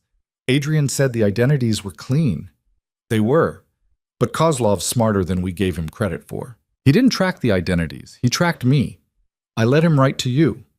Marcus's face was granite, but his eyes carried guilt. This is my fault. Blame later. Finding Isla now. Where would he take her? Marcus pulled out a laptop, fingers moving across the keyboard with practiced efficiency. Kozlov operates out of 3 primary locations on the East Coast. But for something like this, something personal, he'd want privacy, control. He pulled up a satellite image. There's a compound in the mountains outside of Harrisburg. Remote, defensible, off the grid. That's where I'd take her. Then that's where we go. Miss Hart, you need to understand what you're walking into. Kozlov isn't like Adrian. Adrian built his empire on calculated risk and strategic violence. Kozlov built his on terror. He enjoys hurting people. And using a child to hurt a dying man, that's exactly his style. I don't care what his style is. That's my daughter. Marcus studied her for a long moment. Mr. Voss asked me to protect you, both of you. I failed, but I can still help you get her back. However, he paused. This isn't a rescue mission you walk away from clean. You understand that, right? People will die. Probably a lot of people. And there's a very real chance we won't make it out at all. Lena met his eyes without flinching. I've spent 9 years running from violence. If violence is what it takes to get my daughter back, then I'm done running. Okay then. Marcus closed the laptop. We leave in 20 minutes. Pack light. Weapons only. No personal items. Whatever happens in the next 24 hours, Emma and Sophie Reed are dead. You understand? After this, Those identities are burned. I understand. Lena packed with mechanical efficiency. The new documents Adrian had provided, what little cash she had on hand, the photo of Isla from her first day at the main elementary school they'd never gotten to properly attend. She left everything else. The house, the furniture, the life they'd almost had. All of it meaningless without Isla. They were backing out of the driveway when Marcus's phone rang. He glanced at the screen and something shifted in his expression. It's him, Kozlov. Answer it. Speaker. Marcus pressed the button. A voice filled the car, smooth, accented, carrying amusement like a weapon. Good morning, Marcus. I trust you found my message? What do you want, Victor? Such hostility. And here I thought we were old friends. Kozlov's laugh was ice scraping metal. I want what I've always wanted, to watch Adrian Voss suffer. But since the cancer is doing that job quite efficiently, I've had to get creative. Tell me, is the mother listening? Lena forced herself to speak calmly. I'm here. Ah, the elusive Lena Hart. Or should I say, Emma Reed? Such a pretty name. Almost as pretty as Mara Clark or the dozen other identities you've worn over the years. You're quite resourceful. I admire that. Where's my daughter? Safe. Comfortable even? I'm not a monster, Ms. Hart, despite what Adrian may have told you. The child is unharmed, well-fed, even entertained. She's currently reading a book about dragons, I believe. She seems quite fond of dragons. The detail was meant to prove he really had her, and it worked. Isla had been obsessed with dragon books for the past 6 months. What do you want? Lena repeated. I want Adrian to know that he lost, that his final act of redemption, saving you, protecting his daughter, was futile. I want him to die knowing that everything he touched turned to ash, even his attempts at decency. Mitzum, Kozlov's voice hardened. But since Adrian is already dying, I need someone to deliver that message. That's where you come in, Marcus. I'm not your messenger. Oh, but you are. Because if you don't go to Adrian right now and tell him exactly what I've done, I will mail him his daughter's fingers. 1 per day. Until he dies or I run out of fingers, whichever comes first. Lena's vision went white at the edges. Marcus's voice stayed level. He's in hospice, Victor, barely conscious. Your message won't even register. Then you'll have to make sure he understands before he slips away completely. You have 12 hours. After that, I start cutting. The line went dead. Lena grabbed Marcus's arm hard enough to hurt. We're not doing what he says. We're going to get her. Now. Ms. Hart, don't. Don't tell me we need to be strategic or smart or any of that. He just threatened to cut off my daughter's fingers. We go now, or I go alone. Marcus pulled the car over, turning to face her fully. If we go now, we die. Both of us. And Isla dies anyway. Probably worse because Kozlov will be angry we tried. But if I go to Adrian, if I deliver the message like Kozlov wants, that buys us time. Time to plan, to position resources, to watch my daughter get hurt while you make plans? Lena's voice rose. No, absolutely not. Adrian has people who are loyal to him, who owe him debts. If I tell him what's happening, he'll mobilize them. Even dying, even barely conscious, he'll find a way to help. But I can't do that from here, and I can't do it if I'm dead charging into Kozlov's compound with no backup. Lena wanted to scream, to hit him, to do anything but acknowledge he was right. How long? I can be at the hospice in 4 hours. Talk to Adrian, mobilize his people, get resources in place. 8 hours total before we move. Maybe 10. He said 12 before he starts hurting her. Kozlov won't start early. He wants to draw this out, make it hurt as long as possible. We have a window, narrow, but it exists. Lena closed her eyes, forcing herself to think instead of just react. Marcus was right. Going in blind was suicide. But 10 hours felt like 10 years when she thought about Isla alone, scared, wondering why her mother wasn't coming. Fine, 8 hours. But Marcus? If you're wrong, if he hurts her because we waited, then I'll hand you the gun to shoot me yourself. They drove in silence to the hospice facility where Adrian was spending his final days. It was nicer than Lena expected. More like a hotel than a hospital, with windows overlooking gardens and staff who moved quietly through halls that smelled like lavender instead of antiseptic. Marcus led her to a private room at the end of the corridor. He knocked once, soft, then pushed the door open. Adrian lay in a hospital bed that made him look even smaller than he had at the park. Machines beeped quietly, monitoring systems that were slowly shutting down. His skin had gone gray, his breathing shallow, and Lena had the disorienting thought that this wasn't the man who'd signed divorce papers with such cold efficiency. This was just someone dying, human and fragile. His eyes opened as they entered, fighting through whatever medication they had him on. Recognition flickered when he saw Marcus, then widened when he spotted Lena. "You came back," he rasped. "Not by choice." Lena moved to the bedside, and the words came out harder than she'd intended. "Kozlov has Isla." Whatever color remained in Adrian's face drained completely. "No." Marcus explained the situation in clinical terms. The abduction, the threat, the 12-hour deadline. Adrian listened without interrupting, his hands slowly curling into fists against the white sheets. "Victor wants you to suffer," Marcus finished. "He's using Isla to make sure your last days are agony." "Then he succeeded."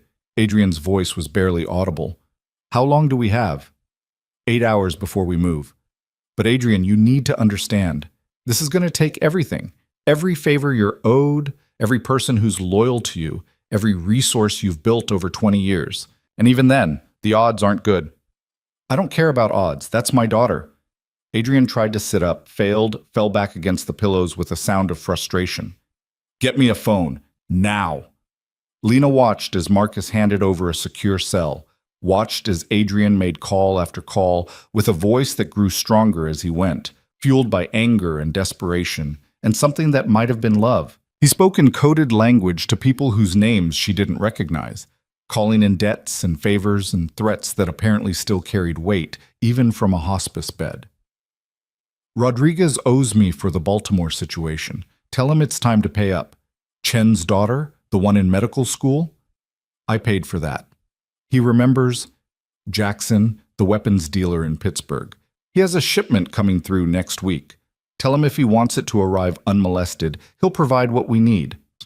20 minutes of calls, and Adrian had assembled something that sounded like a small army. Lena felt sick watching it. This was the world she'd run from, the world of violence and debts and men who traded favors measured in blood. But it was also the only chance Isla had. When Adrian finally lowered the phone, he looked exhausted but focused. "Marcus, you'll lead the team. Take whoever you need. Rodriguez knows the compound. He did a job there 2 years ago. He'll have layouts, security patterns, everything." "What about you?" Marcus asked. "What about me? I'm dying in a bed. I'm useless." "You're the only leverage we have. If things go wrong, if Kozlov won't negotiate, you're the only person he wants to hurt badly enough to trade for." Adrian was quiet for a long moment. Then, "You're suggesting we trade me for Isla." "I'm suggesting we have that option available if we need it." "Done, whatever it takes." Lena found her voice. "You can't leave this bed. You can barely breathe." "I can breathe well enough to trade my life for my daughter's. That math works out fine." Adrian looked at her directly. "Lena, I know you don't owe me anything. I know every instinct you have is telling you to run from this, from me, from all of it. But I'm asking you to trust me one more time. Let me do this. Let me be the father I should have been from the start." She wanted to refuse, wanted to tell him he didn't get to die heroically and erase 9 years of absence. But looking at him, really looking at him, past the anger and fear and exhaustion, she saw something genuine. Regret, yes, but also determination. He meant it. "Okay," she whispered, "but I'm going too." "Absolutely not." "That's my daughter in there. I'm going." "You're not trained for this. You'll be a liability." "I don't care. I've spent 9 years keeping Isla safe from your world, and I failed." "The least I can do is be there when we get her back." Lena's voice hardened. "You don't get to tell me no. Not about this." Adrian looked at Marcus, who shrugged. "She's right. It's her daughter, her call." "Fine, but you do exactly what Marcus tells you. No heroics, no improvisation. Understood?" "Understood." The next 6 hours were a blur of preparation. Marcus's contacts arrived at the hospice, hard-looking men and a few women who moved with the efficiency of people who'd done terrible things professionally. Rodriguez turned out to be a compact man with scarred knuckles and eyes that never stopped moving. He spread blueprints of Kozlov's compound across a table someone had brought in, marking entry points and guard rotations from memory.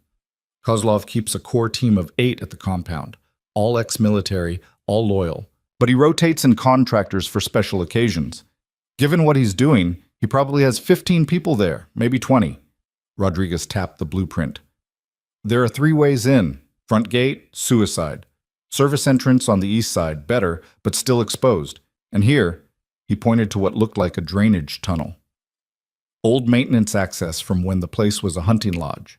Probably hasn't been used in years, but it'll get you inside the perimeter. What about cameras? Marcus asked. Everywhere. But if Chen can hack the security system like he says, we can loop the feeds. Buy ourselves 10, maybe 15 minutes before they realize something's wrong. 15 minutes isn't much. It's what we've got.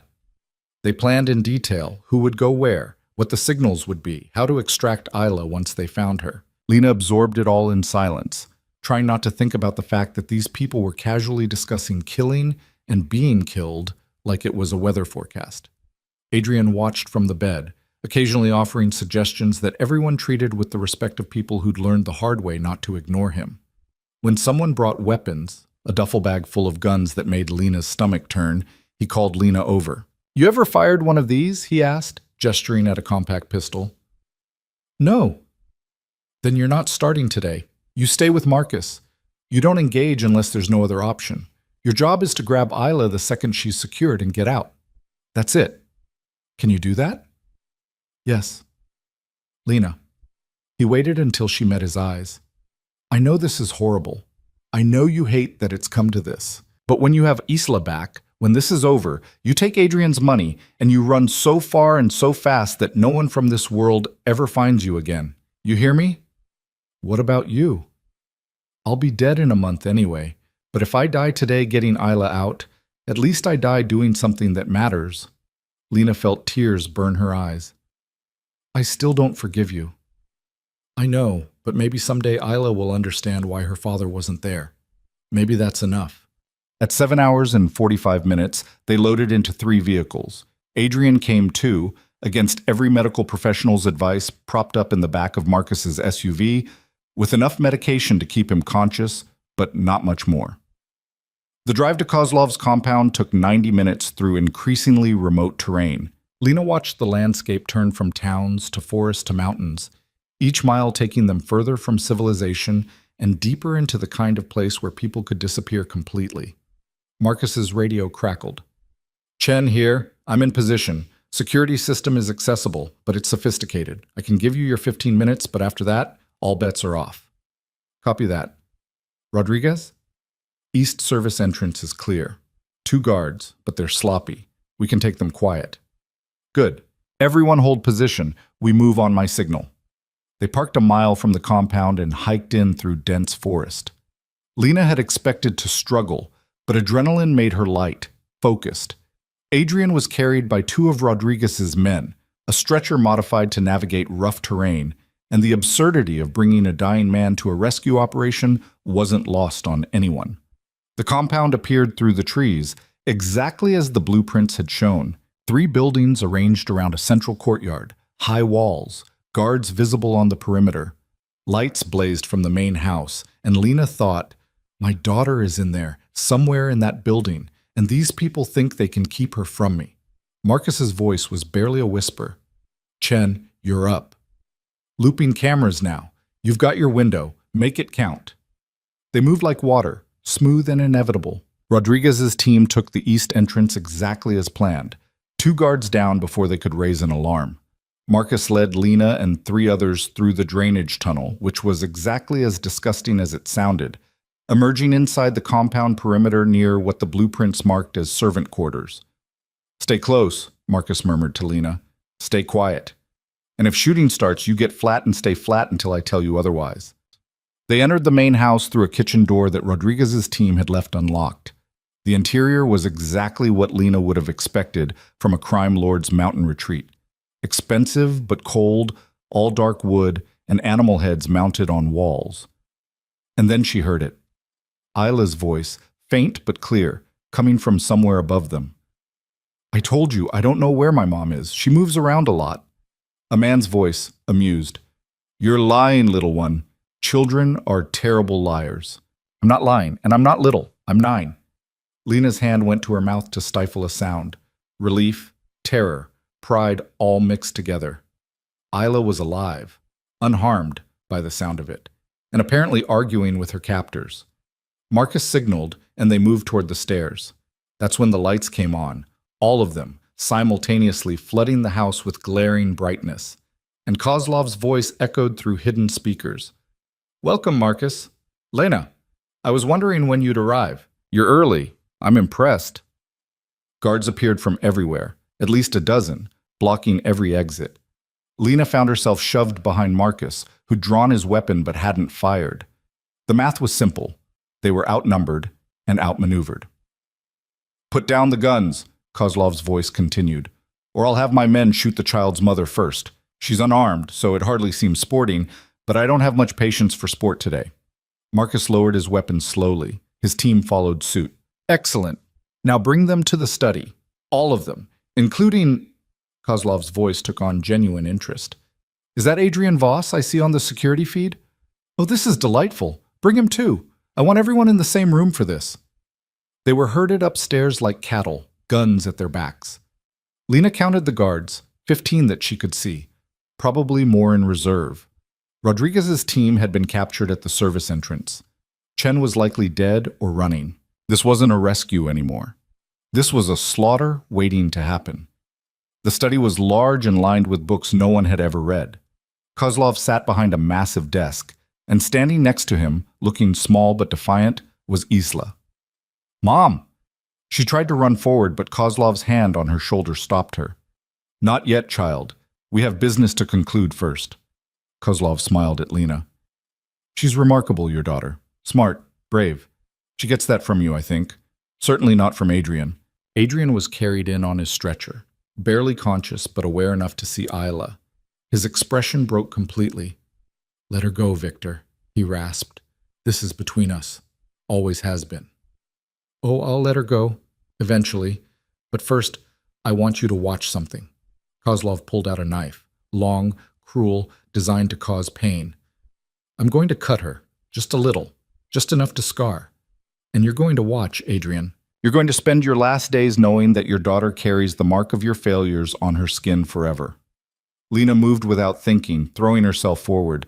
Take me instead, cut me, hurt me, just leave her alone. Kozlov looked genuinely delighted. Now that's interesting. Marcus, would you say that's a fair trade? The mother for the daughter? Marcus's voice was ice. Victor, if you touch that child, there's nowhere on earth you'll be safe. Adrian's people will hunt you forever. Adrian's people will be leaderless within the month. I'm not concerned. Kozlov raised the knife. Last chance, Adrian. Tell me it hurts. Tell me you're broken. Give me that satisfaction, and maybe, I'll make this quick. Adrian's eyes met Lena's across the room. Then he looked at Isla, who stood straight-backed and terrified but refusing to cry. Something shifted in his expression. A decision made, a price accepted. I'll trade myself, Adrian said. My life for theirs. Right now. You can kill me however you want. Take as long as you want. Make it as painful as you want.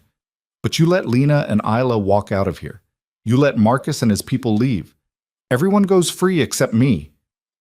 Adrian, no, Marcus started. It's done. Victor, that's my offer. You want to hurt me?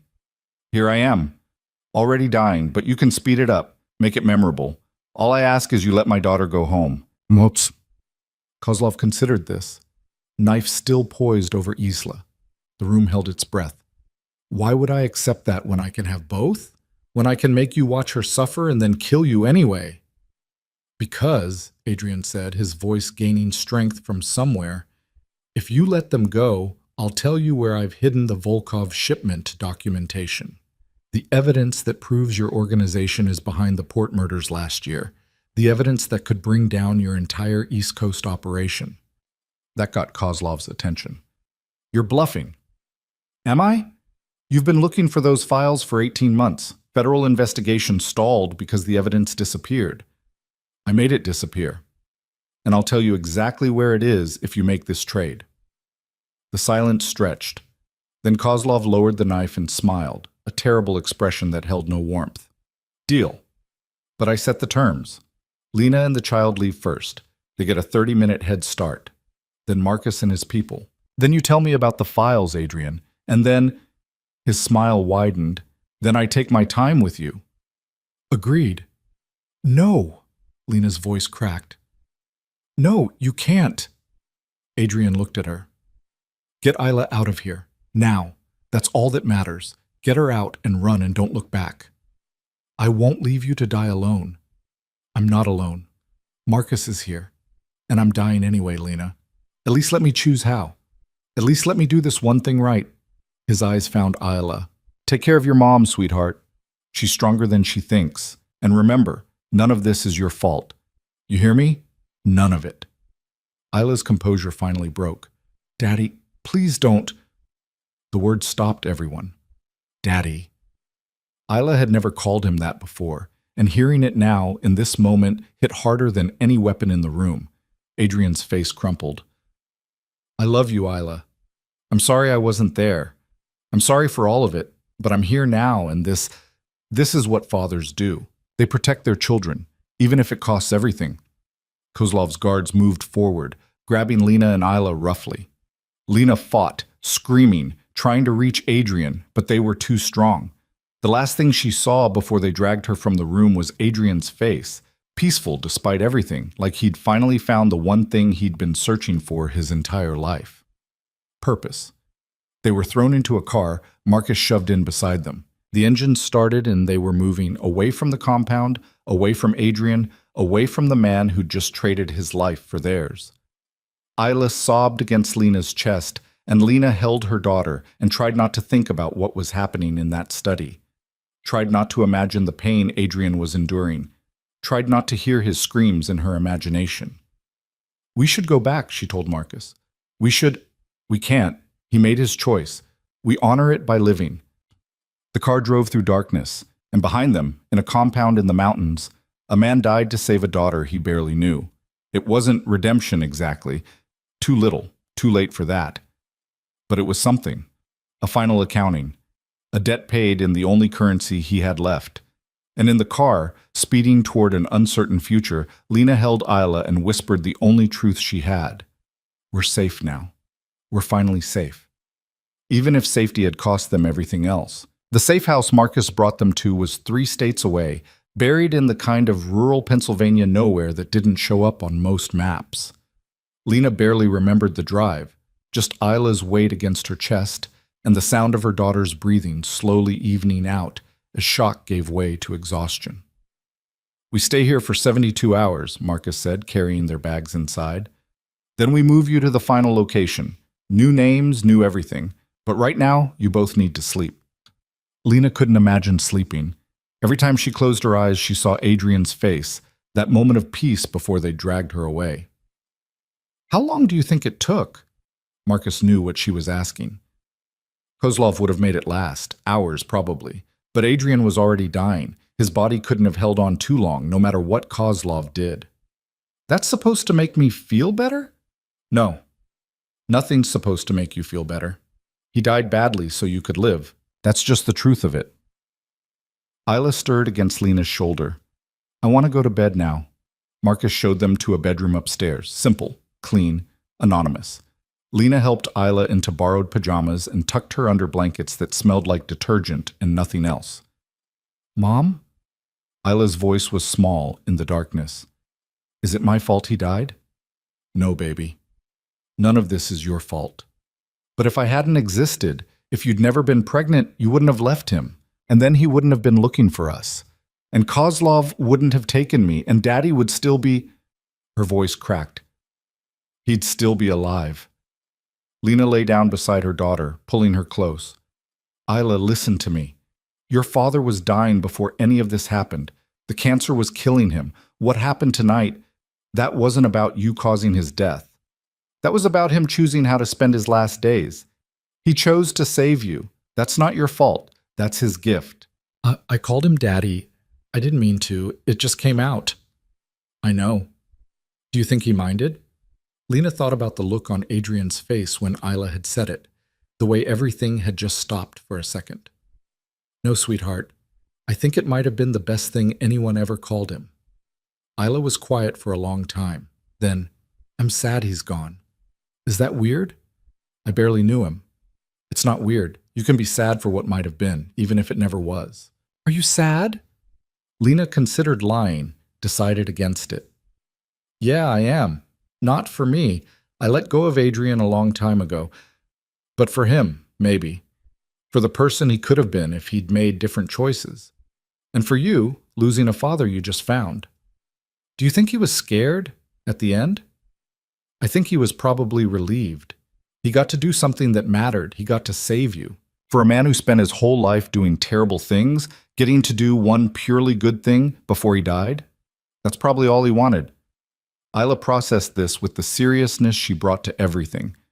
I'm going to remember him, not perfect, but real. Is that okay? That's exactly right. They fell asleep like that, tangled together, and Lena dreamed of signing divorce papers and walking away while someone she barely knew watched her leave with relief in his eyes. She woke once in the deep night to find Isla sitting up, clutching the ring Adrian had given her. Can't sleep? Lena whispered. I keep thinking about what the inscription says. Until we meet again. Do you think that means something? Like after death? I don't know, baby. Maybe.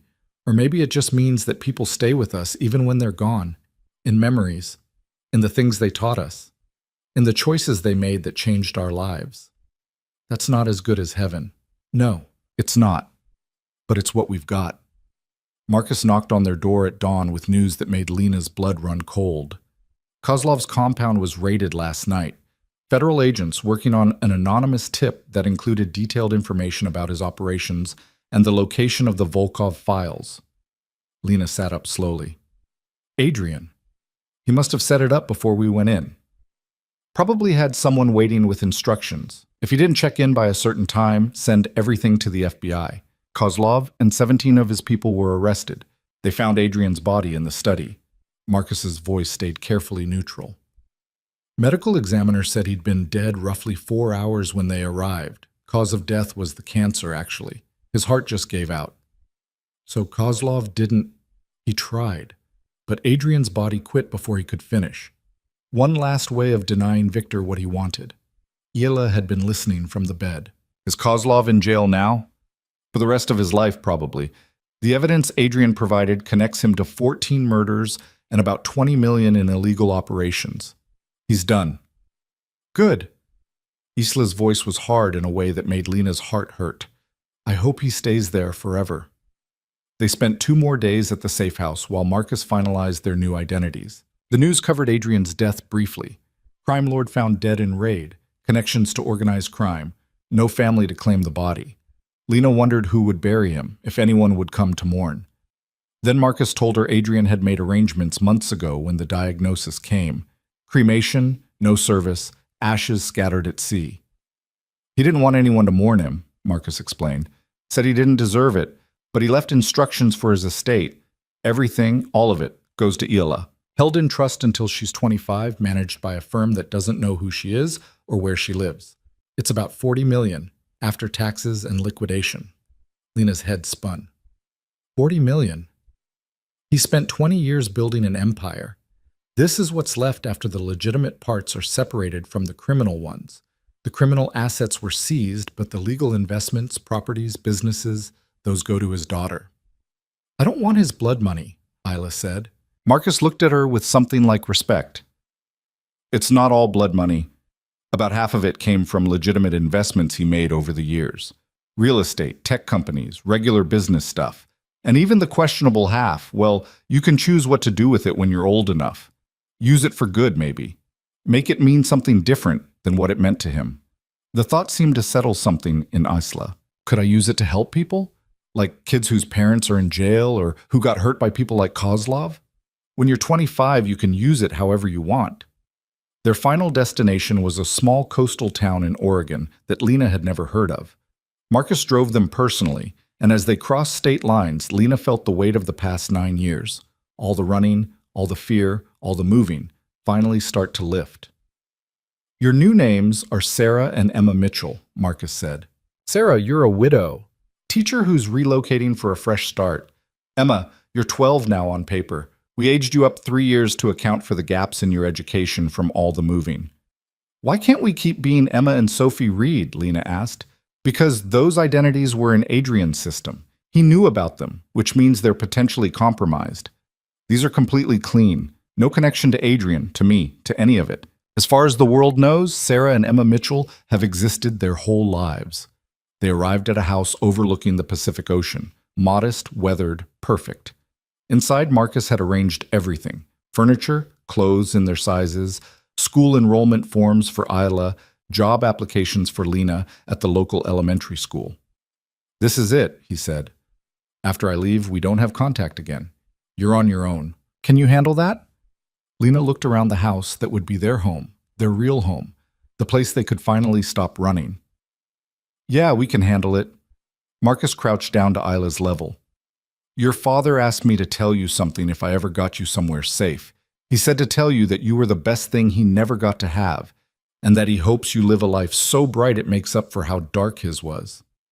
Isla's eyes filled with tears, but she nodded. Thank you for saving us. I didn't save you. Your father did. I just drove the car. Marcus stood, shook Lena's hand once, and walked out of their lives forever. The first month was the hardest.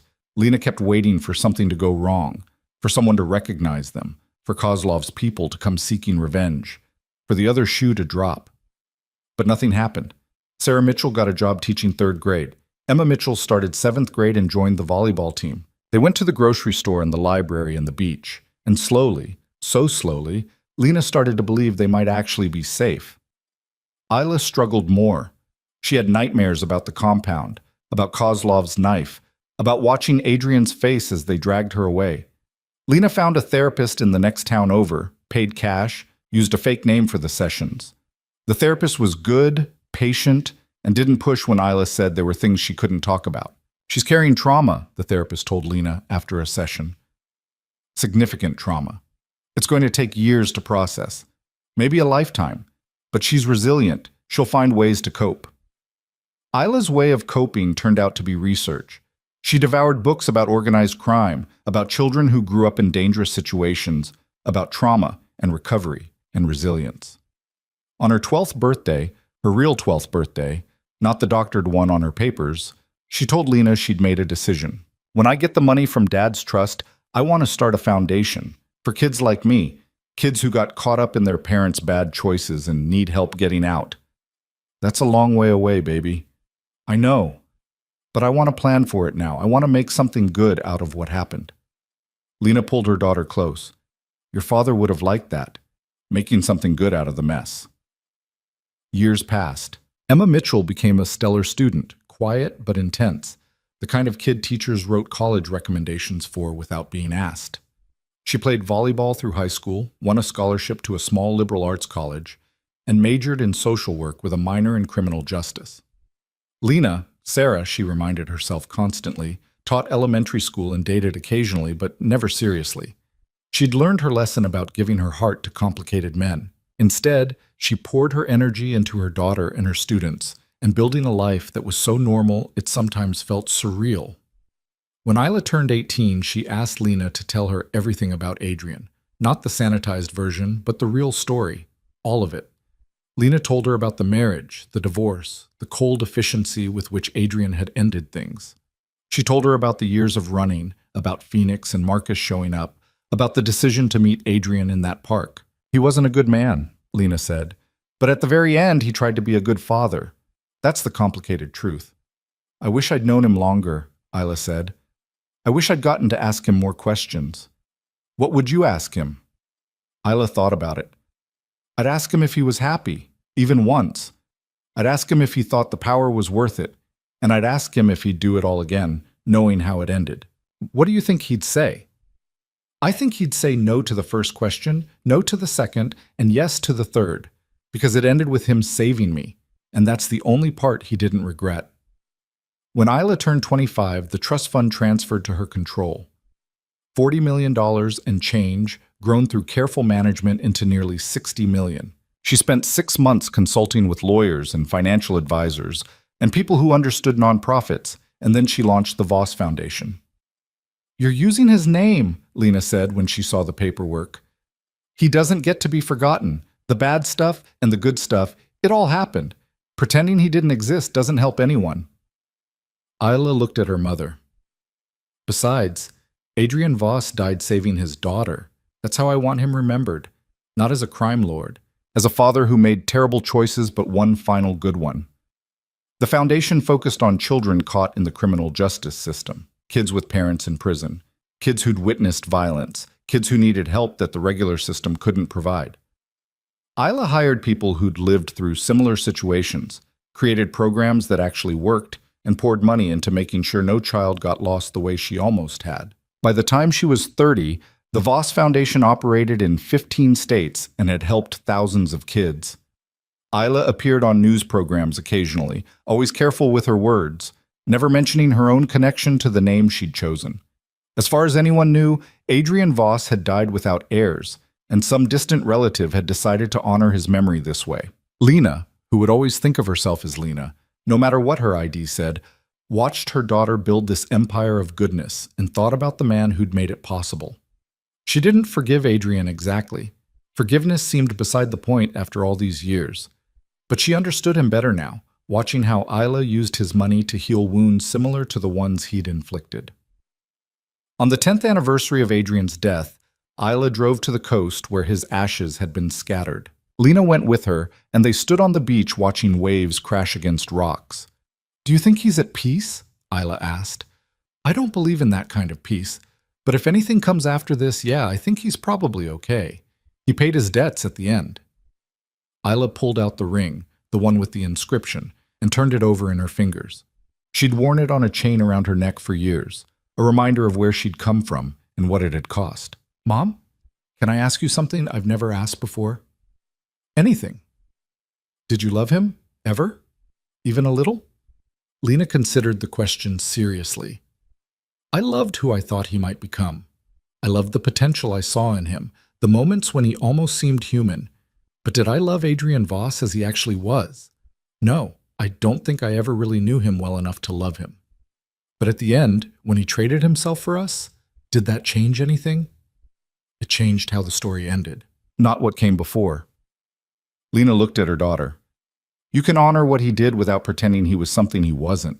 That's what you're doing with the foundation. That's enough." Isla nodded slowly, then did something unexpected. She took off the necklace and threw the ring into the ocean as hard as she could. "What are you doing?" Lena asked, startled. "Letting go. The inscription says, 'Until we meet again,' but I don't need to meet him again. I don't need to carry him around my neck anymore. What he did matters. What I'm doing with what he left me matters. But I don't need the physical reminder." They watched the ring disappear into the waves, pulled under by currents that would carry it far from shore. "Feel better?" Lena asked. "Yeah, actually I do."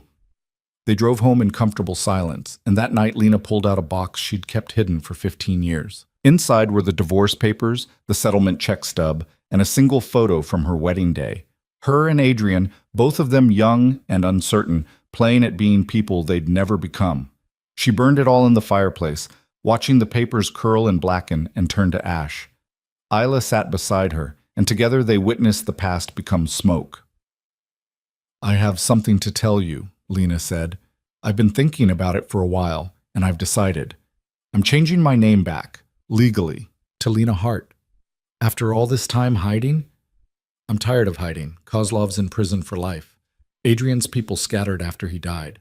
The threat is gone, Isla, and I want to be myself again. Not Sarah Mitchell, not Mara Clark, just Lena Hart, who survived and built something good out of the wreckage." Isla smiled. "Can I use my real name too?" "Your real name is Isla Grace Clark. You've never been anything else. Then that's who I want to be. No more Emma Mitchell." They started the process the next week. Legal name changes, new documents that finally reflected who they actually were. It felt dangerous and liberating at the same time, like stepping out of shadows they'd been hiding in for so long They'd forgotten what sunlight felt like.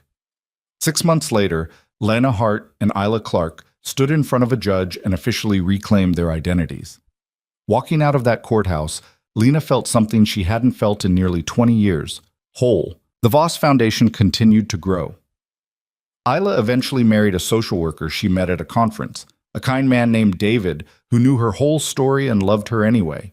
They had 2 children, and Isla raised them with stories about their grandfather, the complicated, broken man who'd done terrible things but saved their mother at the end. Was he a hero? Her oldest asked once. No, Isla said honestly. He was a villain who did one heroic thing. That's different. But that one thing mattered enough to change everything. Lena retired from teaching at 60 and spent her time volunteering at the foundation, helping kids whose stories reminded her of the life she'd fled. She never married, never found someone who made sense after everything she'd been through. But she had her daughter, her grandchildren, and a life that was finally completely her own. On quiet evenings, she'd sometimes think about Adrian, wonder what he'd think of what Isla had built, whether he'd be proud or ashamed, or both. She'd think about the boy Marcus had mentioned once, the one Adrian had been before violence and power had shaped him into something else. She'd wonder if that boy would recognize the man he'd become, or if he'd be horrified. But mostly, she didn't think about Adrian at all. He was a chapter in her story, not the whole book. And the chapters that came after, the ones about surviving and rebuilding and raising a daughter who turned pain into purpose, those were the ones that mattered. Isla came to visit on a Sunday afternoon when Lena was 73, bringing the grandchildren and a box of old photos. They sat on Lena's porch overlooking the Pacific and sorted through memories, school plays and volleyball games and graduations, a life documented in images. At the bottom of the box was one photo Lena didn't recognize. A young man, dark-eyed and serious, sitting on a park bench feeding pigeons. He couldn't have been more than 20, and there was something unguarded in his expression, something almost gentle. "Where did you get this?" Lena asked. Marcus sent it, years ago, before he disappeared. Said it was Adrian before everything went wrong. He thought I should know that version existed, even if it didn't last. Lena studied the photo, trying to reconcile this soft-faced boy with the hard man she'd married. He looks so young. He was young once. We all were. Isla took the photo back gently. I keep it in my office, not as a shrine or anything, just as a reminder that people are complicated, that everyone starts out human before life makes them into something else. That's very wise. I learned from the best. Isla kissed her mother's cheek. You saved me, Mom. Not just from Kozlov, from becoming bitter about all of it. You taught me how to take broken things and build something beautiful. You did that yourself, baby. I just drove the car. They sat together as the sun set over the ocean, 3 generations of women who'd survived the fallout of one man's choices and created something new from the wreckage. In the distance, waves crashed against rocks, endless and indifferent, the same water that had swallowed Adrian's ring 15 years ago. Somewhere in those depths, Lena imagined, the inscription was being worn smooth by currents and time. Until we meet again, becoming unreadable, just a circle of metal that meant nothing to the fish and kelp and creatures that lived where light didn't reach. And maybe that was fitting. Some meetings didn't need to happen again. Some stories were complete exactly as they were, messy and painful and imperfect, but complete. Lena Hart had signed divorce papers in a cold office 29 years ago and walked away from a man who'd looked at her with relief. She'd spent 9 years running, 1 night in hell, and 19 years building something real. She'd been invisible, and then finally, blessedly, herself. That was enough. That was more than enough. As the sun disappeared below the horizon, painting the sky in colors that wouldn't last, Lena thought about Adrian one final time. Not with anger or grief or regret, but with something simpler, acknowledgement. He had existed. He had hurt her and saved their daughter and died badly for a good reason. And now he was gone, truly gone, while she remained. Living, loving, free. The end wasn't about forgiveness or closure or any of those neat narrative packages. It was about survival. It was about a woman who'd protected her child through impossible circumstances and raised her to be someone who made the world gentler despite learning early how cruel it could be. It was about Isla Clark, who'd met her father once and lost him immediately, but used his legacy to help thousands of children who needed exactly what she'd needed: someone to see them, to believe them, to fight for them when they couldn't fight for themselves. And it was about Adrian Voss, who'd lived terribly and died in agony, but in those final hours had been exactly what a father should be: willing to give everything for his child's safety.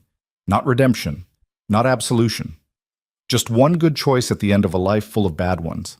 Sometimes, Lena thought as her grandchildren played in the yard and Isla dozed beside her, that's all anyone gets. One chance to do the right thing when it matters most. Adrian had taken his chance, and in doing so, he'd given Lena and Isla theirs. The rest was just living, and living, it turned out, was enough.